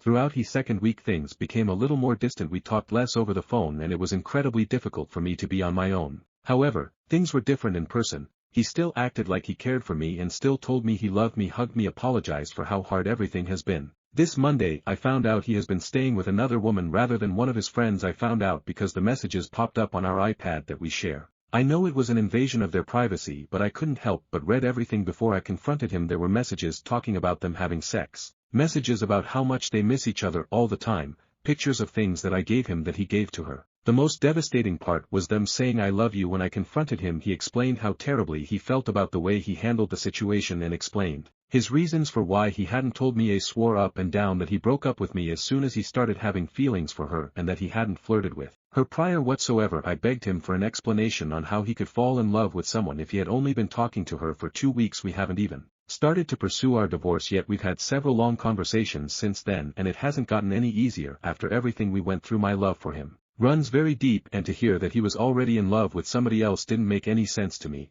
Now to finally get to my question, he had me go to Thanksgiving with him and we didn't tell his family at that point. His birthday is on the 9th and both sets of his grandparents are going to have lunch with us to celebrate. His mom is coming to stay at the house the 6th through the 10th. How should I handle these next few days? Do I have the right to tell any of them that he has been staying with another woman who he's in love with? I don't want to lie for him, especially if he goes over to hang out with her while his mom is here. He doesn't think it's any of his family's business how their relationship started and says that the only reason I would tell them is to hurt him. He wants us to simply tell them that we had issues that we couldn't resolve. I don't want to hurt him, but I also don't want to have to lie for him. I don't feel as though I owe him that. I just don't want to be the spiteful person he's making me out to be. How do I proceed? TLDR, my 20F husband, 20M, who I've been with for 6 years, broke up with me 3 weeks ago. He's staying with another woman who he is in love with. He doesn't want to tell his family. Would it be wrong for me to tell them anyway? Stories number 50. My boyfriend wants an abortion, but I've been told I am infertile and this feels like a miracle. I 20F recently found out that I'm pregnant by my 19M boyfriend. I was told by multiple doctors due to court cases and investigations that had to go that I was infertile. I have had consensual sex with only 6 people, but multiple times, and I've only used a condom 3 times my entire life. To me this is a miracle. I do however understand his standing and why he is leaning towards abortion. He currently had a lot of side jobs and multiple things he is pursuing but nothing steady, and I am getting a new job this Monday, $20 an hour, so good pay. But I think 9 months is enough time to get on my feet. I honestly don't care if I'm single parent. I have a lot of fears and hesitancy with the abortion. I've already scheduled the appointment for Wednesday. Edit. A lot of people are asking how I know I'm infertile or how I was told at such a young age. I was trafficked at a kid from before even turning 2, and it went on for many years. Years later at 15, when going to court against my mother and so on, they had to do multiple tests on me, for proof, for the courts, to make sure I didn't have stud so on, and during those 3 different doctors came to the conclusion I was infertile. Edit 2. I do have a good support system. My boyfriend is saying he will stay either way. I know being a single parent isn't easy. I'm not idolizing. I'm just saying I'm willing to do that. He does have income. It just isn't the same as a paycheck. But even if he didn't want to stay, I'm not interested in baby trapping him. I have insurance to cover having the baby, and the place I live in and my situation. I'd be able to get money for food and so on. Update. To sum part 1, I 20F am pregnant by my 19M boyfriend, who wants an abortion. However, I was told I was infertile by 3 doctors, and this feels like a miracle. So after talking to several of our closest friends and family members, many of them talked to us about the pros and cons of both, explained resources, places to go for XYZ, so on. I was even more set on keeping it. He wasn't at all affected. To add context, the people we told, to my knowledge, were his brother 22M and his wife 20F. Both are close friends to me. They have a child of their own, unplanned, 4 months old. They were in a similar situation. One of our mutual friends 50M, who has 2 kids, and 2 of our friends in the medical field 22F and 30M. So we got a range of answers, and range of opinions, and all of them were pro having the child. Despite this, our resources, and it now being more apparent that we can go through with this, he is hesitant. I've told him repeatedly I'm choosing to be a mom. He can choose to be a dad when the time comes. I want this kid. That however, isn't enough for him. He doesn't want me to have the kid. We had a discussion last night about it in depth where things got very heated. Each time it went the same. We'd begin the convo. He'd come with a reason like what if the kid gets shot one day. We would discuss it. He would get mad I wasn't adhering to what he was saying, yell, be rude, ignore me for several minutes, then come and kiss and rub on my stomach and talk sweetly to the belly just to ask are you sure? And start again. Each time this continued it got worse. He began by making small snarky comments, to straight up insults, calling me stupid or inconsiderate, commenting on little details about me, so on. Eventually he accidentally physically injured me, and my stomach. He was flopping in the bed repeatedly, almost jumping on his back. Hard to explain. Shaking the bed, to what I assumed was purposely to make me sick to the stomach, given he had refused to talk to, touch, or look at me. and had been told repeatedly when he does this it hurts eventually. Despite I was on the corner on the other side of the queen bed, he somehow managed to kick and slam me directly in the stomach very very hard. I admit I lost my temper and told him to get the fuck off me and stormed out the room. I went downstairs to cool down, and when I went back upstairs, the door was locked. I ended up not being able to make it back down the stairs because of the severe pain in my stomach and sat sobbing. When he eventually saw this, he left me there for several minutes, till he helped me up, only to then not help me up the stairs and stand directly in my way. Supposedly this was all accidental, which I believed until I reported it back to my friends. He ended up having really high blood pressure from stress and passing out last night. I fed him and gave him water and blood thinners, then help him back up the stairs still in lane. Today I was given the silent treatment all day. I was ignored, and eventually he stole my phone for about 3 hours and went on a walk tonight. Before I left for a meeting I got into the shower and realized I was bruised and swollen where he had kicked and slammed into me around that time, 7:30 p.m. somewhat. After being ignored all day, he came into the bathroom trying to be lovey-dovey. I was not very reciprocative, but I did tell him I love him and so on. When I got back from the meeting I learned he had told his mother, who was furious and had left the house for 3 days. Tonight I lay alone and he is with his friends, out. At some point during the night around 1 a.m. he had to be admitted to the hospital for high blood pressure. I don't know what to do. I just want him to stop harassing me about it. I don't need him to be a dad, I need my baby so I can be a mom. Edit. As added to the last post, I was told I was infertile by 3 doctors at 16. Because of a court case I had to have against my traffickers that happened from the age of 1 to 9. The scar tissue inside my caved in and made the access point basically impossible, not to mention the damage to my reproductive system from such things. Quit saying I'm too young to be diagnosed or so on. I wasn't trying to have a kid and visit a doctor. I was a victim whose body was mangled. Edit 2. Due to many guiding comments, my own thoughts, and the situation, I have decided I will be having this child. As a single mother I will be staying with friends and moving out as soon as possible. Thank you to anyone who commented. I'm going to currently keep this post up, because some people are still commenting. Much needed advice for me, but also for anyone in a similar situation to me to see. Please know this advice isn't just for me but for anyone in a similar situation. I am not sorry to anyone who wants me to have an abortion. I will not be doing that. Thank you. Stories number 51. Am I overreacting? A purple ring was found in my husband's car. I didn't find it, he did. I came home from work and it was sitting on the kitchen counter. I asked him what that was, and he said he found it in his car and was going to ask me the same thing. I said I've never seen that ring before, and as far as I know, I'm the only woman who is ever in his car. I got suspicious and he replied that if he was doing something behind my back and found the ring, wouldn't he just hide it or throw it out? It's a good point. However, I can't shake the feeling that something weird is going on. I have absolutely no idea where this ring came from. It's not something I would ever wear, but it fit my finger when I tried it on, proving to me that it is meant for a woman's finger. I kind of dropped it even though I don't feel great about it. But then I took his car to work this morning because mine is at the mechanic, and saw a Monster Energy drink on the floor. I have never in my life seen that man drink a Monster Energy before, and I certainly don't drink those at this point. I'm just super confused as to what the fuck is going on. I work long hours as a police officer in the city, which is about 2 hours away from home, so I'm gone a lot. I don't want to fight with him about this, but I just don't know what to make of it all. Advice. Stories number 52. Am I the asshole for telling my parents they're selfish for asking me to take care of my siblings instead of focusing on college? I, 19F, am the eldest of 4 siblings. My parents have always relied on me to help with my younger siblings, ages 10, 7, and 5, especially since both of them work full-time jobs. Growing up, I didn't mind helping out. I love my siblings, but now I feel like it's becoming too much. I just started college a few months ago and was really excited about focusing on my studies and building my future. However, my parents keep expecting me to babysit, cook, and even help with school pickups and drop-offs when they're busy. I live at home to save money, but I feel like I'm being treated more like a second parent than a daughter. Last week, I had a huge project due, and my parents asked me to stay home from school to watch my siblings because their sitter canceled last minute. I refused, saying I couldn't miss class, and they got upset, saying I was being ungrateful and selfish. They argued that they've done so much for me, and this is how I repay them. I finally snapped and told them it's selfish to expect me to put my life on hold for responsibilities that aren't mine. I said I didn't have kids, they did, and they should be the ones figuring out how to handle it,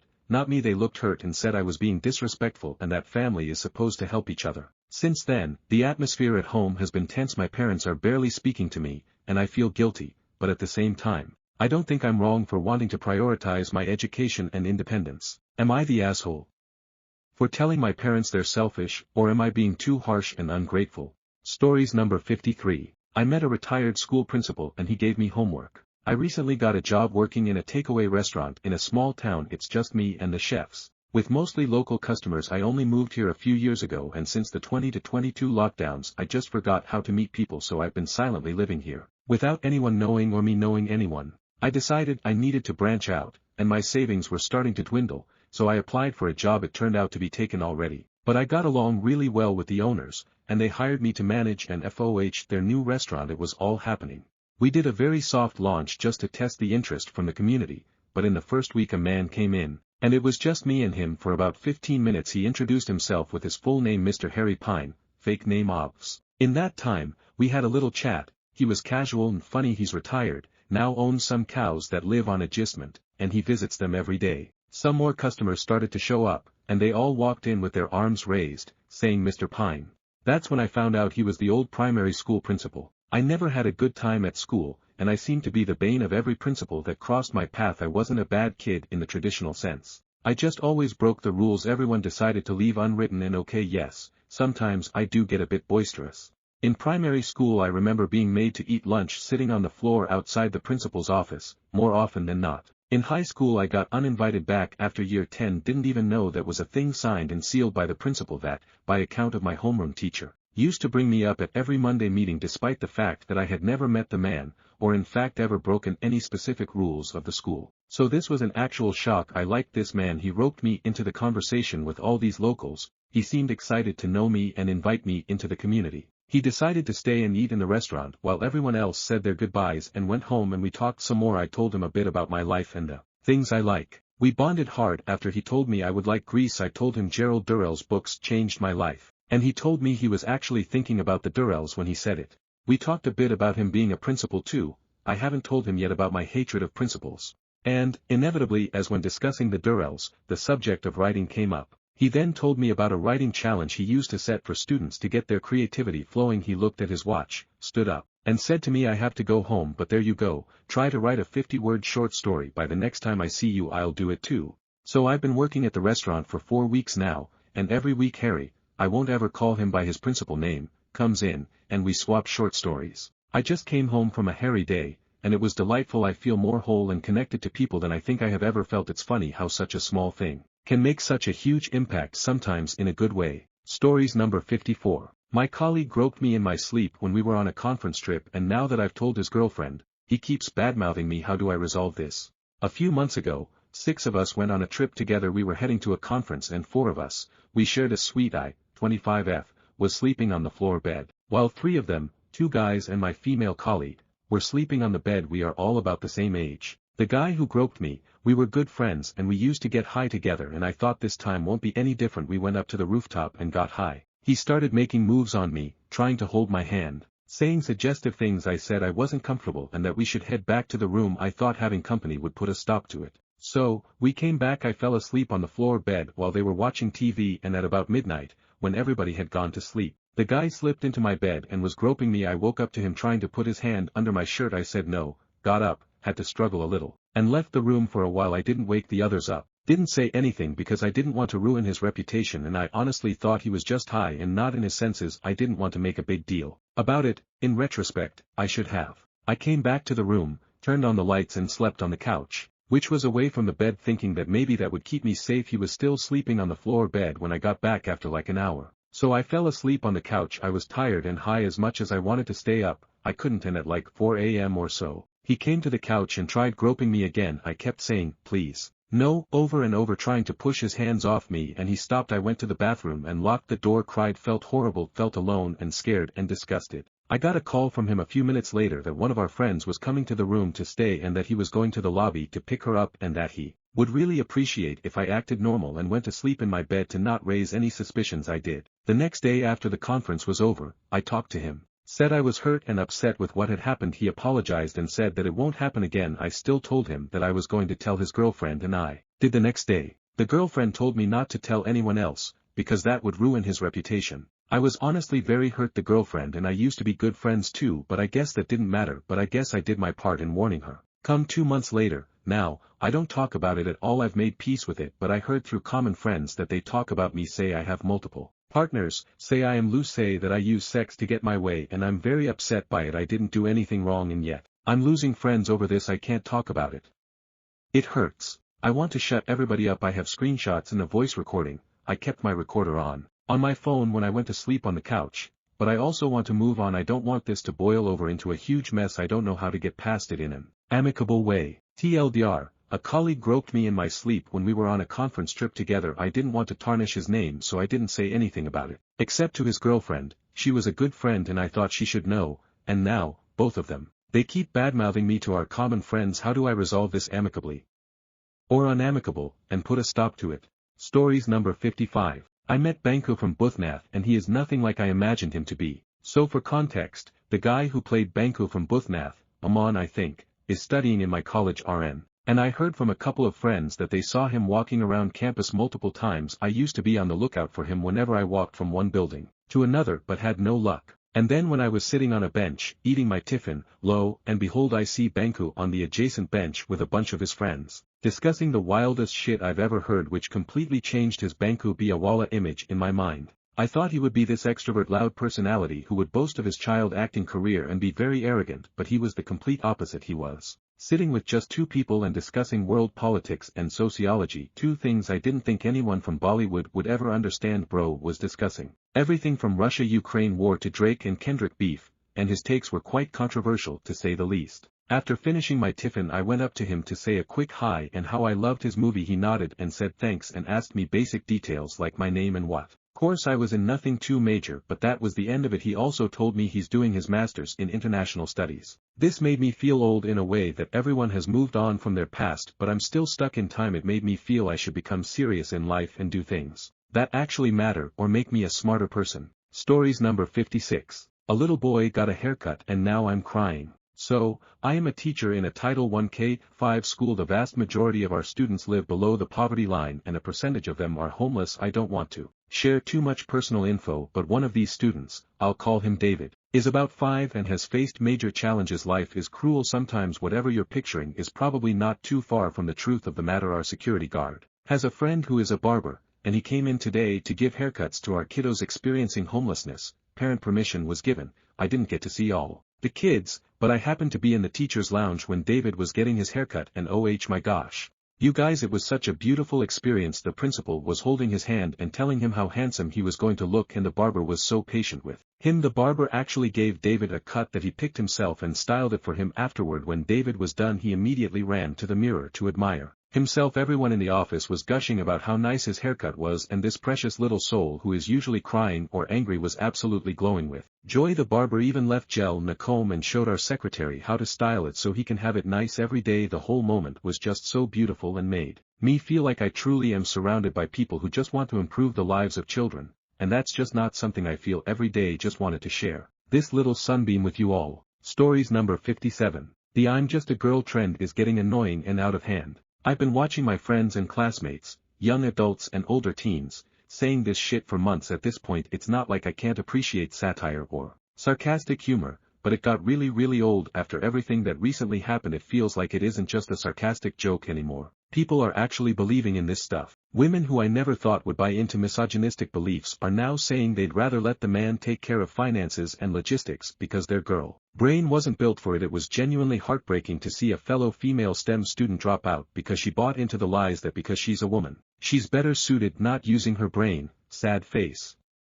Girl tried to convince me to leave it to the guys and give up on applying for grad school too. Worst thing is she presented it like she was being a girl's girl, whatever that means nowadays, because that term has been diluted as heck too. She genuinely thought she was doing the best thing for herself. I'm not blaming misogyny on a stupid trend, but this is a symptom of larger things. It's driving me a bit crazy, than I already am, that people can't realize this or take it seriously. And like, does anybody who used that audio actually listens to the lyric of the song?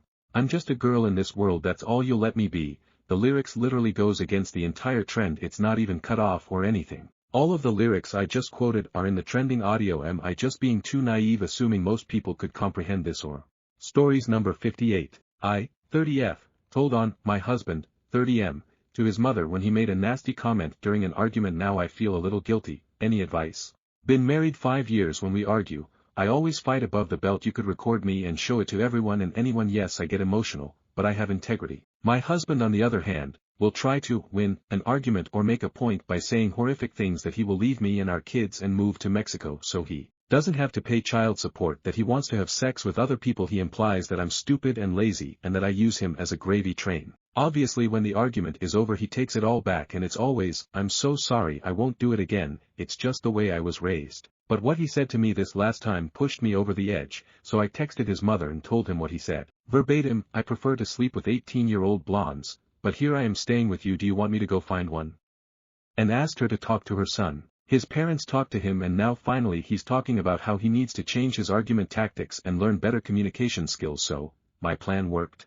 I do feel slightly guilty for semi-publicly shaming him, and I do feel like a tattletale, but apparently his parents never taught him how to fight fair and that some things are morally and socially wrong to say to your pregnant wife and mother of 2 other children. Am I being a tattletale? I feel guilty for pouring his foul words onto his mother parents for them to deal with.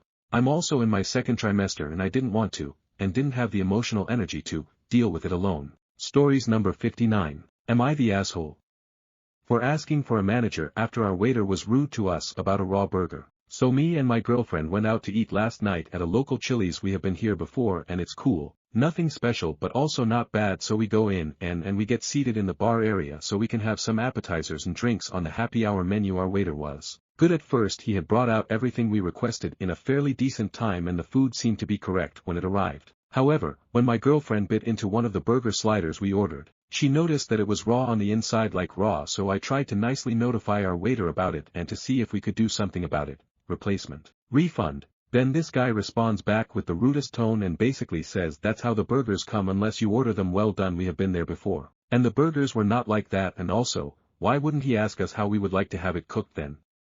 In addition, he said that, maybe if you hadn't eaten half of it I could have done something then. Bro, it's a slider. She took one bite and it was already halfway gone. So after he said that we were kinda puzzled and just said okay, but after a while I asked to talk a manager and I told her how our waiter made us feel weird. I don't care, am I the asshole?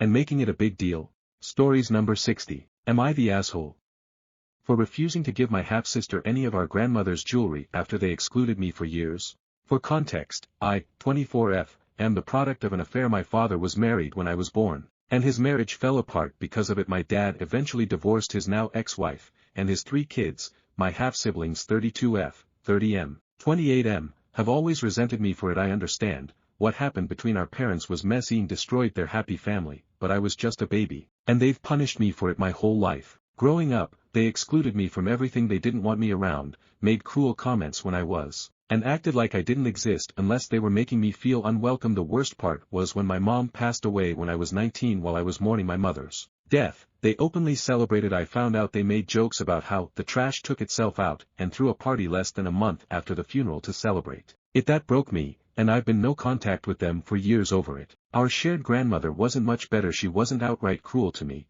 but she clearly favored my half-siblings. They spent vacations and summers with her. While she barely acknowledged me, she also made it known on more than one occasion that she wanted her jewelry to go to my oldest half-sister, 32F, when she passed away as the oldest female grandchild in the family. Since she never had any daughters of her own, it was well established to everyone that knew her that this was her intention. However, she didn't leave a notarized will, so legally, her estate went to my dad as her only child. To my shock, my dad gave the entire jewelry collection to me. He said he regretted how I'd been treated by the family and wanted me to have something meaningful. It was the first time he had ever done something to truly acknowledge me, and I was floored. Now, my half-siblings are furious, especially my oldest half-sister. She's demanding I give her some of the jewelry, claiming that since she was closer to our grandmother and she had always intended for her sister to have it, it's unfair that I kept it all. She even said I wasn't really part of the family, and has been calling me selfish and accusing me of stealing what was rightfully hers. I refused. I told her that after years of being treated like garbage, I'm not giving up the one thing my dad has ever done to acknowledge me. She accused me of being bitter and petty, saying I'm using this to punish them for things that happened years ago. I'll admit, part of me feels like I'm finally getting some compensation for their horrible treatment of me, but the other part of me wonders if I'm being petty or cruel by keeping it all when the others were so much closer to her. So am I the asshole? Stories number 61. Aita for refusing to give my half-sister any of our grandmother's jewelry after they excluded me for years. For context, I, 24F, am the product of an affair. My father was married when I was born, and his marriage fell apart because of it. My dad eventually divorced his now ex-wife, and his 3 kids, my half-siblings 32F, 30M, 28M, have always resented me for it. I understand, what happened between our parents was messy and destroyed their happy family, but I was just a baby, and they've punished me for it my whole life. Growing up, they excluded me from everything. They didn't want me around, made cruel comments when I was, and acted like I didn't exist unless they were making me feel unwelcome. The worst part was when my mom passed away when I was 19. While I was mourning my mother's death, they openly celebrated. I found out they made jokes about how the trash took itself out and threw a party less than a month after the funeral to celebrate it. That broke me, and I've been no contact with them for years over it. Our shared grandmother wasn't much better. She wasn't outright cruel to me, but she clearly favored my half-siblings. They spent vacations and summers with her, while she barely acknowledged me. She also made it known on more than one occasion that she wanted her jewelry to go to my oldest half-sister, 32F, when she passed away as the oldest female grandchild in the family since she never had any daughters of her own. It was well established to everyone that knew her that this was her intention. However, she didn't leave a notarized will, so legally, her estate went to my dad as her only child. To my shock, my dad gave the entire jewelry collection to me. He said he regretted how I'd been treated by the family and wanted me to have something meaningful. It was the first time he had ever done something to truly acknowledge me, and I was floored. Now, my half-siblings are furious, especially my oldest half-sister. She's demanding I give her some of the jewelry, claiming that since she was closer to our grandmother and she had always intended for her sister to have it, it's unfair that I kept it all. She even said I wasn't really part of the family, and has been calling me selfish and accusing me of stealing what was rightfully hers. I refused. I told her that after years of being treated like garbage, I'm not giving up the one thing my dad has ever done to acknowledge me. She accused me of being bitter and petty, saying I'm using this to punish them for things that happened years ago. I'll admit, part of me feels like I'm finally getting some compensation for their horrible treatment of me. But the other part of me wonders if I'm being petty or cruel by keeping it all when the others were so much closer to her. So Aita. Stories number 61. My mother-in-law cut my hair in my sleep because she thought I cheated on my husband. So, I'm still processing this, but I need to get it off my chest.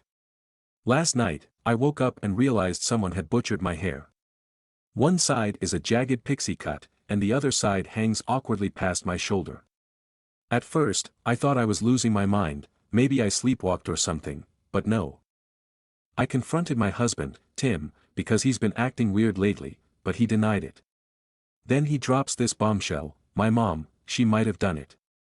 Apparently, my MIL, let's call her Diane, is convinced I've been cheating on Tim.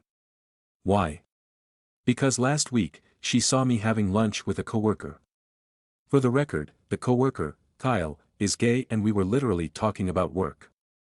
But Diane decided I must be having an affair and, instead of, talking to me or Tim, she broke into our house in the middle of the night with scissors and went full Edward Scissorhands on my hair. This morning, I confronted her. At first, she played innocent, but when I pressed her, she literally said, well, maybe now you'll think twice before humiliating my son. I was fuming. I told her Kyle isn't even into women, but she just rolled her eyes and said something like, that's what they all say. I didn't even know how to respond to that level of delusion. Tim is horrified and apologetic, but I'm struggling here. This woman violated my personal space, destroyed my hair, and acted like she was in the right. I want to go no contact with her, but Tim is stuck between me and his mom, and I feel like this is going to be a huge blow-up in our marriage. Any advice? Because I'm honestly at a loss here. TLDR, my MIL cut my hair in my sleep because she thinks I'm cheating on my husband, I'm not. Now I don't know how to handle her or my marriage. Edit, my husband and I will be going to my MIL tomorrow to talk to her about the situation again. Hopefully everyone will be calmed down by then and I won't have to threaten legal action. Thank you for all the support and suggestions. I will keep them at mind. Edit 2, to everyone saying this is fake, I don't know how to make you believe me, and honestly, I shouldn't have to. I'm sitting here, crying in my friend's guest room, completely broken, trying to make sense of how my life has fallen apart in the span of 24 hours. My husband, the person I thought I could trust the most, betrayed me in the most humiliating way possible. His mother violated me in my sleep, and now strangers are telling me my pain isn't real. I wish with everything in me that this wasn't real. I wish I wasn't sitting here trying to figure out how to rebuild my life, how to ever trust someone again, or how to even face the people around me after this. I've barely eaten, been shaking all day, and I feel like my world is crumbling beneath me. I turned to Reddit because I didn't know where else to go. I needed advice, a sense of support, something to help me hold myself together. But these accusations? They're just making me feel even more alone. If you can't believe me, fine, but please don't make this harder than it already is. I wouldn't wish this pain on anyone. Update. My mother-in-law cut my hair in my sleep because she thought I cheated on my husband, and now I found out my husband helped her. After the conversation we had with Diane this morning, I noticed my husband, Tim, was acting weird. At first, I thought it was just guilt about standing up to his mom, but it felt like more than that. He's been avoiding eye contact and getting defensive when I bring up what happened. Earlier, I couldn't take it anymore, so I sat him down and told him he needed to be 100% honest with me about everything. That's when he dropped the bombshell. Apparently, Diane didn't come up with the haircut idea on her own. Tim admitted that he knew about it ahead of time, and even helped her. I felt like I'd been punched in the stomach. He said he truly thought I was cheating on him with Kyle, my gay coworker, because Diane had convinced him that there was too much evidence to ignore. When she suggested cutting my hair as some kind of weird punishment, he didn't stop her. In fact, he let her into our house that night while I was sleeping. Tim said he didn't want to confront me directly because he wasn't ready for the truth. So instead, he let his mother do this insane thing to me, thinking it would force me to come clean. Afterward, when I didn't admit to cheating, he started to realize he might have been wrong, but by then, he didn't know how to tell me what he'd done. He kept saying, "I'm so sorry, I was just confused, but I honestly don't know how to process this." This wasn't just Diane acting like a lunatic, this was both of them, and my own husband betrayed me in one of the most humiliating ways possible. I packed a bag and am staying with a friend tonight and while I figure out what to do. I don't know if I can ever trust Tim again after this. It's not just the haircut, it's the fact that he didn't talk to me, believed the worst about me without any proof, and actively participated in something so cruel and violating. As for Diane, she's officially dead to me. I've already told Tim that I don't want her in my life ever again, regardless of what happens between us. Right now, I'm torn. Part of me wants to file a police report on both of them for what they did, but I'm scared of how messy it will get. Another part of me just wants to cut ties and move on, but that feels like letting them off too easy. I don't know what my next step is, but I do know this: I deserve better than this. Thank you to everyone who has supported me through this. Your comments and advice have meant the world, and I'm truly grateful for the kindness and understanding. It's helping me find the strength to figure out what comes next. Update 2. I think I'm going to divorce him, and I may file a police report. After everything that's happened, I've been thinking a lot about my next steps, and I've come to a heartbreaking but necessary conclusion: I don't think there's any coming back from this. I trusted Tim with my heart, my safety, my life, and he betrayed me in ways I never thought possible. I can't imagine a future where I feel safe with him, where I can trust him, or where I don't carry the weight of this violation every day. I'm strongly considering filing for divorce. The thought of staying with him feels unbearable, but at the same time, I can't stop worrying about the messiness of it all. I just want to cut ties completely, to walk away and rebuild my life without him or his mother dragging me down any further. As for filing a police report, I'm leaning toward it, but I'm scared of what it might bring. I know what they did was a crime. My own husband let his mother into our home to assault me in my sleep. But the thought of dealing with legal battles, or even just having to relive this again and again in statements, is exhausting. Part of me wants to hold them accountable, but another part just wants to run far away and never look back. Right now, I'm taking it one step at a time. I've been talking to friends, trying to find some clarity in all this chaos. It's terrifying and painful, but I know one thing for sure: I deserve so much better than this. Thank you to everyone who has shown me kindness and support, it means the world to me right now. Can this conversation with my husband be used for a police report and divorce? A few hours later. I'm going through an incredibly traumatic situation, and I don't know what my legal options are. My mother-in-law entered my home in the middle of the night, with my husband's knowledge, and cut my hair while I was sleeping. She did this because she believed I was cheating. I wasn't. I confronted my husband, and while he didn't outright admit to planning this, he essentially confessed to knowing what his mom intended to do and letting her into our house that night. I'm planning to leave him and am seriously considering filing both a police report for assault, on my MIL, and a report against my husband for enabling her. 1. Would this conversation be enough to support filing a police report for what happened?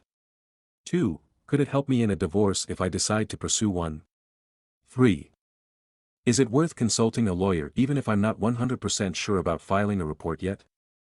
I've documented everything, photos of my hair, text messages with my husband, and written down the timeline of events.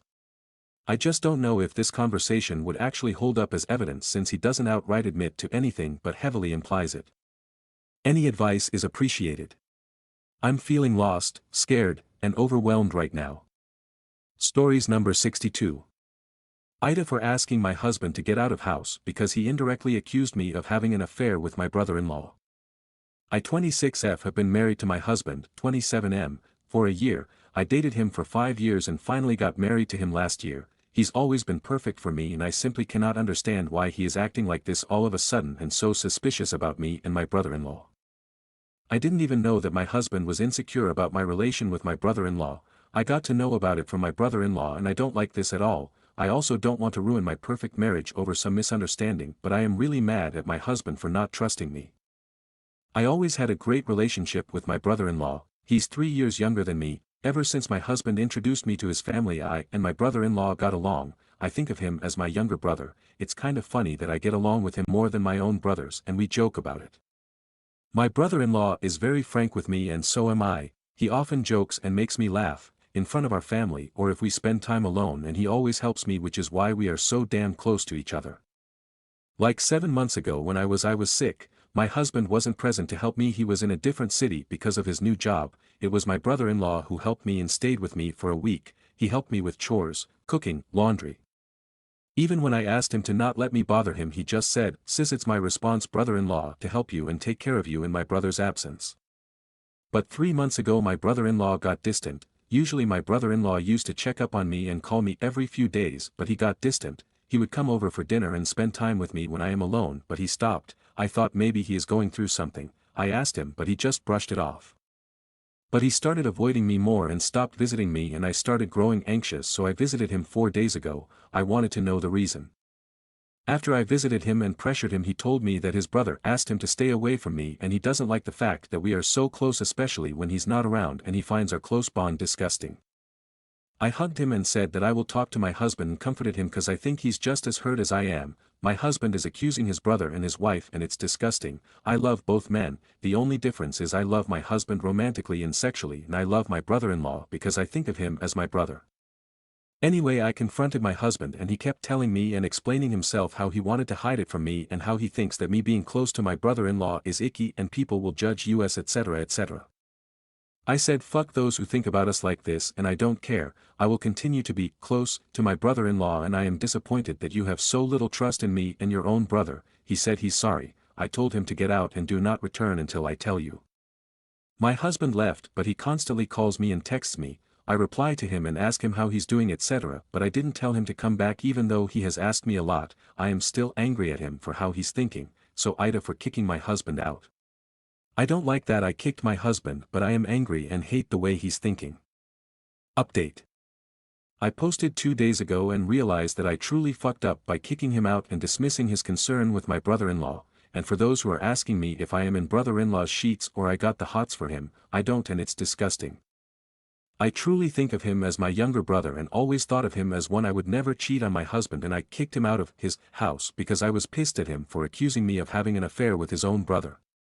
My husband indirectly accused me of having an affair and there's no way he can justify it. If my brother-in-law, my brother, ever hinted or asked me that he wants to be with me, I would literally slap him and tell everyone in our family, especially my husband, and avoid him. But after all these years, I know that my brother-in-law thinks of me as his Sister and I adore him, he stayed with me and visits me cause he is concerned about me, so stop with disgusting DMS and replies. Anyway, I asked my husband to come back and told him it's better for us to talk it out than just stay apart and become paranoid. My husband came back and told me that he don't like how close I am with my brother-in-law. He said that his friends keep telling him that he and his brother are sharing a woman and tease him. I asked him what does he want. I asked does he want me to stay away from his brother. He said he does. I said then I will do it. I will not talk to his brother as much and forget about treating him as my brother. I called my brother-in-law and told him that we should stay away from each other and should only interact when our family members are present and keep it minimal. He said he is okay with it and he has been thinking about it and he thinks it's not worth so much drama and will keep his distance from me. My brother-in-law asked me to pass the phone to my husband and my brother-in-law apologized to my husband and said he would stay away from me and won't be as close to me as he was before. They talked and agreed and now my brother-in-law is going to avoid me, which is better than my husband being mad at me and avoiding me. But I told my husband that he better not think about that I would secretly meet his brother. We both were transparent and never hid anything from you. If I am losing my friend and my brother just because he's your brother and known him for years, then I will stay away from all men, but don't you dare suspect me of cheating ever again. I said that he's not allowed to stay close to other women either, his friends or cousins or my cousins, because it goes both ways. I stay away from his brother and cousins and he does the same. He agreed and he's back. But it doesn't feel the same way to me. I feel like he accused me of sleeping with someone else and that too with his own damn brother. I know my brother or brother-in-law I guess wouldn't betray his brother and even I am to stay away from him. My husband would think that I am cheating when he's not around and I don't feel comfortable about this. I love my husband because he's mine sexually physically, but I also love my brother-in-law emotionally cause I think and treat of him as my brother. I have no idea if I could have handled my situation any better cause I am also currently angry about all this. Stories number 63. My daughter decided to change her name. I think she read it in a book somewhere. There's no manual for how to be a parent. I never thought I'd have a child. My husband and I tried to conceive for years, fruitlessly. Every treatment. Every trick. We'd given up hope when, as if by some miracle, a test finally came back positive. The day my daughter, Kaylee, was born, was the happiest day of my life. Her early years were everything I'd ever hoped for. From first steps to first grade, watching her grow was a never-ending joy. By the time she was 10, Kaylee had grown into a friendly, gifted child with a passion for books. Life was as close to perfect as it gets. Until my husband, David, passed away. He was driving home from work. A man ran a red light. It broke me. But it changed Kaylee. By 12, her grades were slipping. By 15, she was shoplifting and cutting class. Things were no better at home. She retreated fully into her books, the subject matter growing darker and more macabre. Ghosts. Demons. I could see she was hurting, and tried to get her to open up, but no amount of mothering could change the truth I saw in her eyes. My little butterfly had been replaced by a moody, confused adolescent. Then came the identity crisis. I tried to be supportive.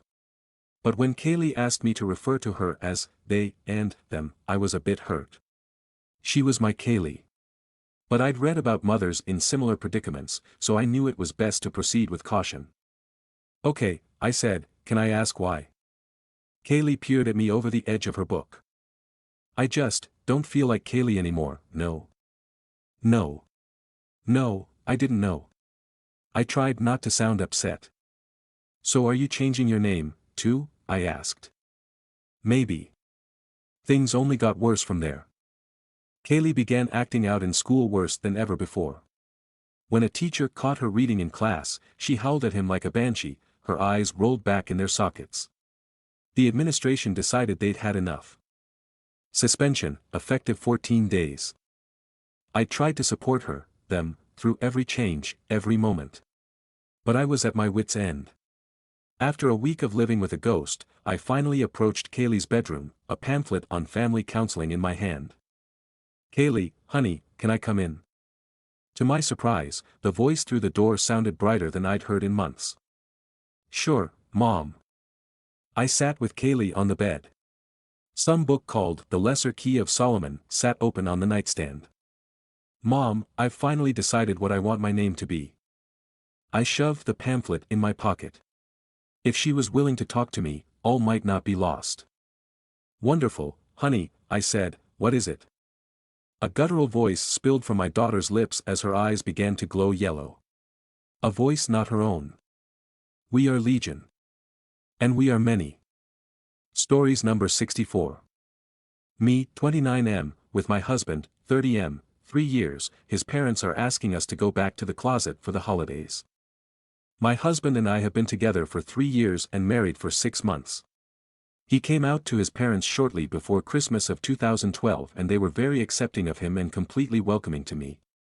I met them that Christmas and they're both awesome human beings and have made me feel like part of their family over the last 2 years. We live a couple of states away from them and visit them several times a year. This year will be the 3rd year we go for Christmas and there will be many other family members visiting, most of which I've never met. Among these will be my mother-in-law's parents who are very old-fashioned in their beliefs and wouldn't take it well if they found out their grandson is gay, as per my mother-in-law. Due to circumstances irrelevant to this post, my MIL doesn't get to see them often and hasn't seen them in several years. She doesn't want to upset them during this visit if she can avoid it, since they are of old age and in somewhat poor health. Though my father-in-law hasn't voiced his opinion on the matter, I'm fairly certain he is on the same page. For those reasons, today my MIL asked us to be discreet and pretend we are just friends when we visit for Christmas. My husband was pretty upset about it and had an argument over the phone with his mom which resulted in him hanging up on her. On one hand I can understand why he is upset and agree that we shouldn't have to hide who we are, regardless of how others may react. In his eyes, his grandparents should accept him and love him no matter what and he doesn't want to go back to pretending to be something he is not for the sake of others' feelings. On the other hand I would hate to be the cause of his grandparents getting upset with my husband or MIL or give her any grief for her grandson's lifestyle or even worse, be the cause of any complications in their health. After all, we are the visitors in their home and as somewhat of an outsider I think I should follow their wishes under their roof. I completely understand that this isn't coming from any bad place in her heart. On the contrary, she has been like a mother to me. She is only trying to look out for her parents and avoid any complications or upsetting them during the few days she can see them. It's only for 1 week so it might be doable. Both of us look and act masculine and even after 2 years I still feel awkward showing my husband any affection in front of his parents. Regardless of his grandparents' presence, I have no intention of making out with my husband or anything of that sort in front of anyone there. My fear is that I will struggle to call my husband by his first name instead of one of the many pet names we have for each other. It feels unnatural to start calling him by his first name and to pretend we are just friends. Same goes for my father-in-law whom I have always called sugro in Spanish, which is a word that means father-in-law and the last thing I want is to call him that in front of the grandparents and cause a most awkward and embarrassing situation. I would also have to make up an explanation in case they ask why I decided to join my friend's family for Christmas vacation, and I can already see me tripping all over myself with nervousness trying to explain whatever I rehearsed. We will also have to sleep separately, since we're sleeping in the living room, as all the bedrooms are spoken for. Other than my MIL's parents, there will also be several aunts and uncles, but half of them are okay with my husband being gay and the ones that don't know aren't likely to make a big deal out of it, from what my husband tells me. Reddit, I take to you for advice. I want to support my husband but I don't want to upset my in-laws or their parents or cause an uncomfortable Christmas for anyone. What would you suggest? Should we stand our ground despite my parent-in-law's wishes? Should we suck it up and just pretend to be friends for a week? TLDR: 2 married men visiting in-laws for Christmas week and mom-in-law requested that we pretend to just be friends for the sake of her parents who are very old and not in the best of health and also not very forward-thinking. Update: just want to give a huge thank you to everyone for the overwhelming amount of responses and great advice. There are too many to thank individually, and it's great to see the different points of view expressing valid points in each perspective. I considered all the points made and I agree that the ultimate decision with how to proceed should be up to my husband and my job is to fully support whatever he decides. I will provide an update with whatever goes down after we come back. Thanks again and I hope each of you has a great holiday. Update. Several people requested an update from me, so I decided to post one instead of replying to each one. First, huge thanks to everyone who offered words of advice and encouragement. It really helped. My husband read all your suggestions and responses and he was torn between what to do, but I gave him my full support with whatever he chose. He decided to reach out to his aunt who was the one bringing the grandparents with her. Let's call her Martha, since that's her name. Martha has my husband on Facebook and knows he's gay and accepts him. My husband sent Martha a message asking if she knew if the grandparents had any idea about him or if any rumors about our marriage had already made it to their ears. She said they had heard rumors of him and didn't take it too great. Grandma made comments about it being a tragedy to the family and feeling sorry for my MIL. Martha told her that it's every mother's wish to see her children happy and if my husband was happy, there's nobody to feel sorry about. She assured my husband that she would prepare both grandparents with the news that we would also be there for Xmas week and advise them to keep their personal opinions to themselves. They arrived to Phoenix one day after we did, and I awkwardly introduced myself by name. I didn't mention who I was or why I was in that house with their family. I just let it be assumed that I was the guy my husband married. His aunts were super welcoming and accepting and his grandparents were very kind. The question of who I was never came up. It was a don't ask don't tell situation for the whole week and everyone was just fine with it. I wasn't affectionate with my husband in front of his family, but that was regardless of his grandparents' presence. I still called my FIL by Sugro, which means father-in-law, even in front of all the family and nobody seemed to mind at all. I didn't interact with the grandparents too much, except to ask if they needed anything. They are very weak and would spend most of the day being helped to their bed or downstairs to sit in the living room. They didn't go out much either because they thought it was too cold and would get tired quickly. I only shared a bit of casual conversation with both and they were very kind to me and both gave me a hug when they parted back home. The closest there was to any drama was a point in which the grandpa made a comment during a conversation about a relative of theirs not being fit to raise his daughter due to his lifestyle, referring to some gay uncle who lives in Mexico. I didn't personally hear it but my husband's aunt came to me to ask me not pay any mind to the old man's opinions and to understand he is just stuck in his old ideas. I later learned why but it wasn't a big deal. All in all, we all had a great Xmas week. TLDR, my husband's aunt mentally prepared the grandparents during their drive to Phoenix and it was a don't ask don't tell situation all week long. Everyone had a great drama-free Xmas. Stories number 65. Aita for not giving up my husband's seat on a plane. This happened to us while flying to France out of Raleigh. My husband and I had booked our aisle and middle seats together. While boarding my husband got up to use the bathroom before the pre-flight announcements. As we double-checked our seat location, there was a woman already sitting in the window seat of our row with a baby. As soon as I put my purse in my seat to take off my sweater and settle in, her husband came over to sit in my husband's seat. He looked at me and said, "Oh, I need to sit next to my wife and baby." I responded, without moving out of his way, that it was my husband's seat, and he was in the bathroom. He said, "Would he mind sitting in my seat?"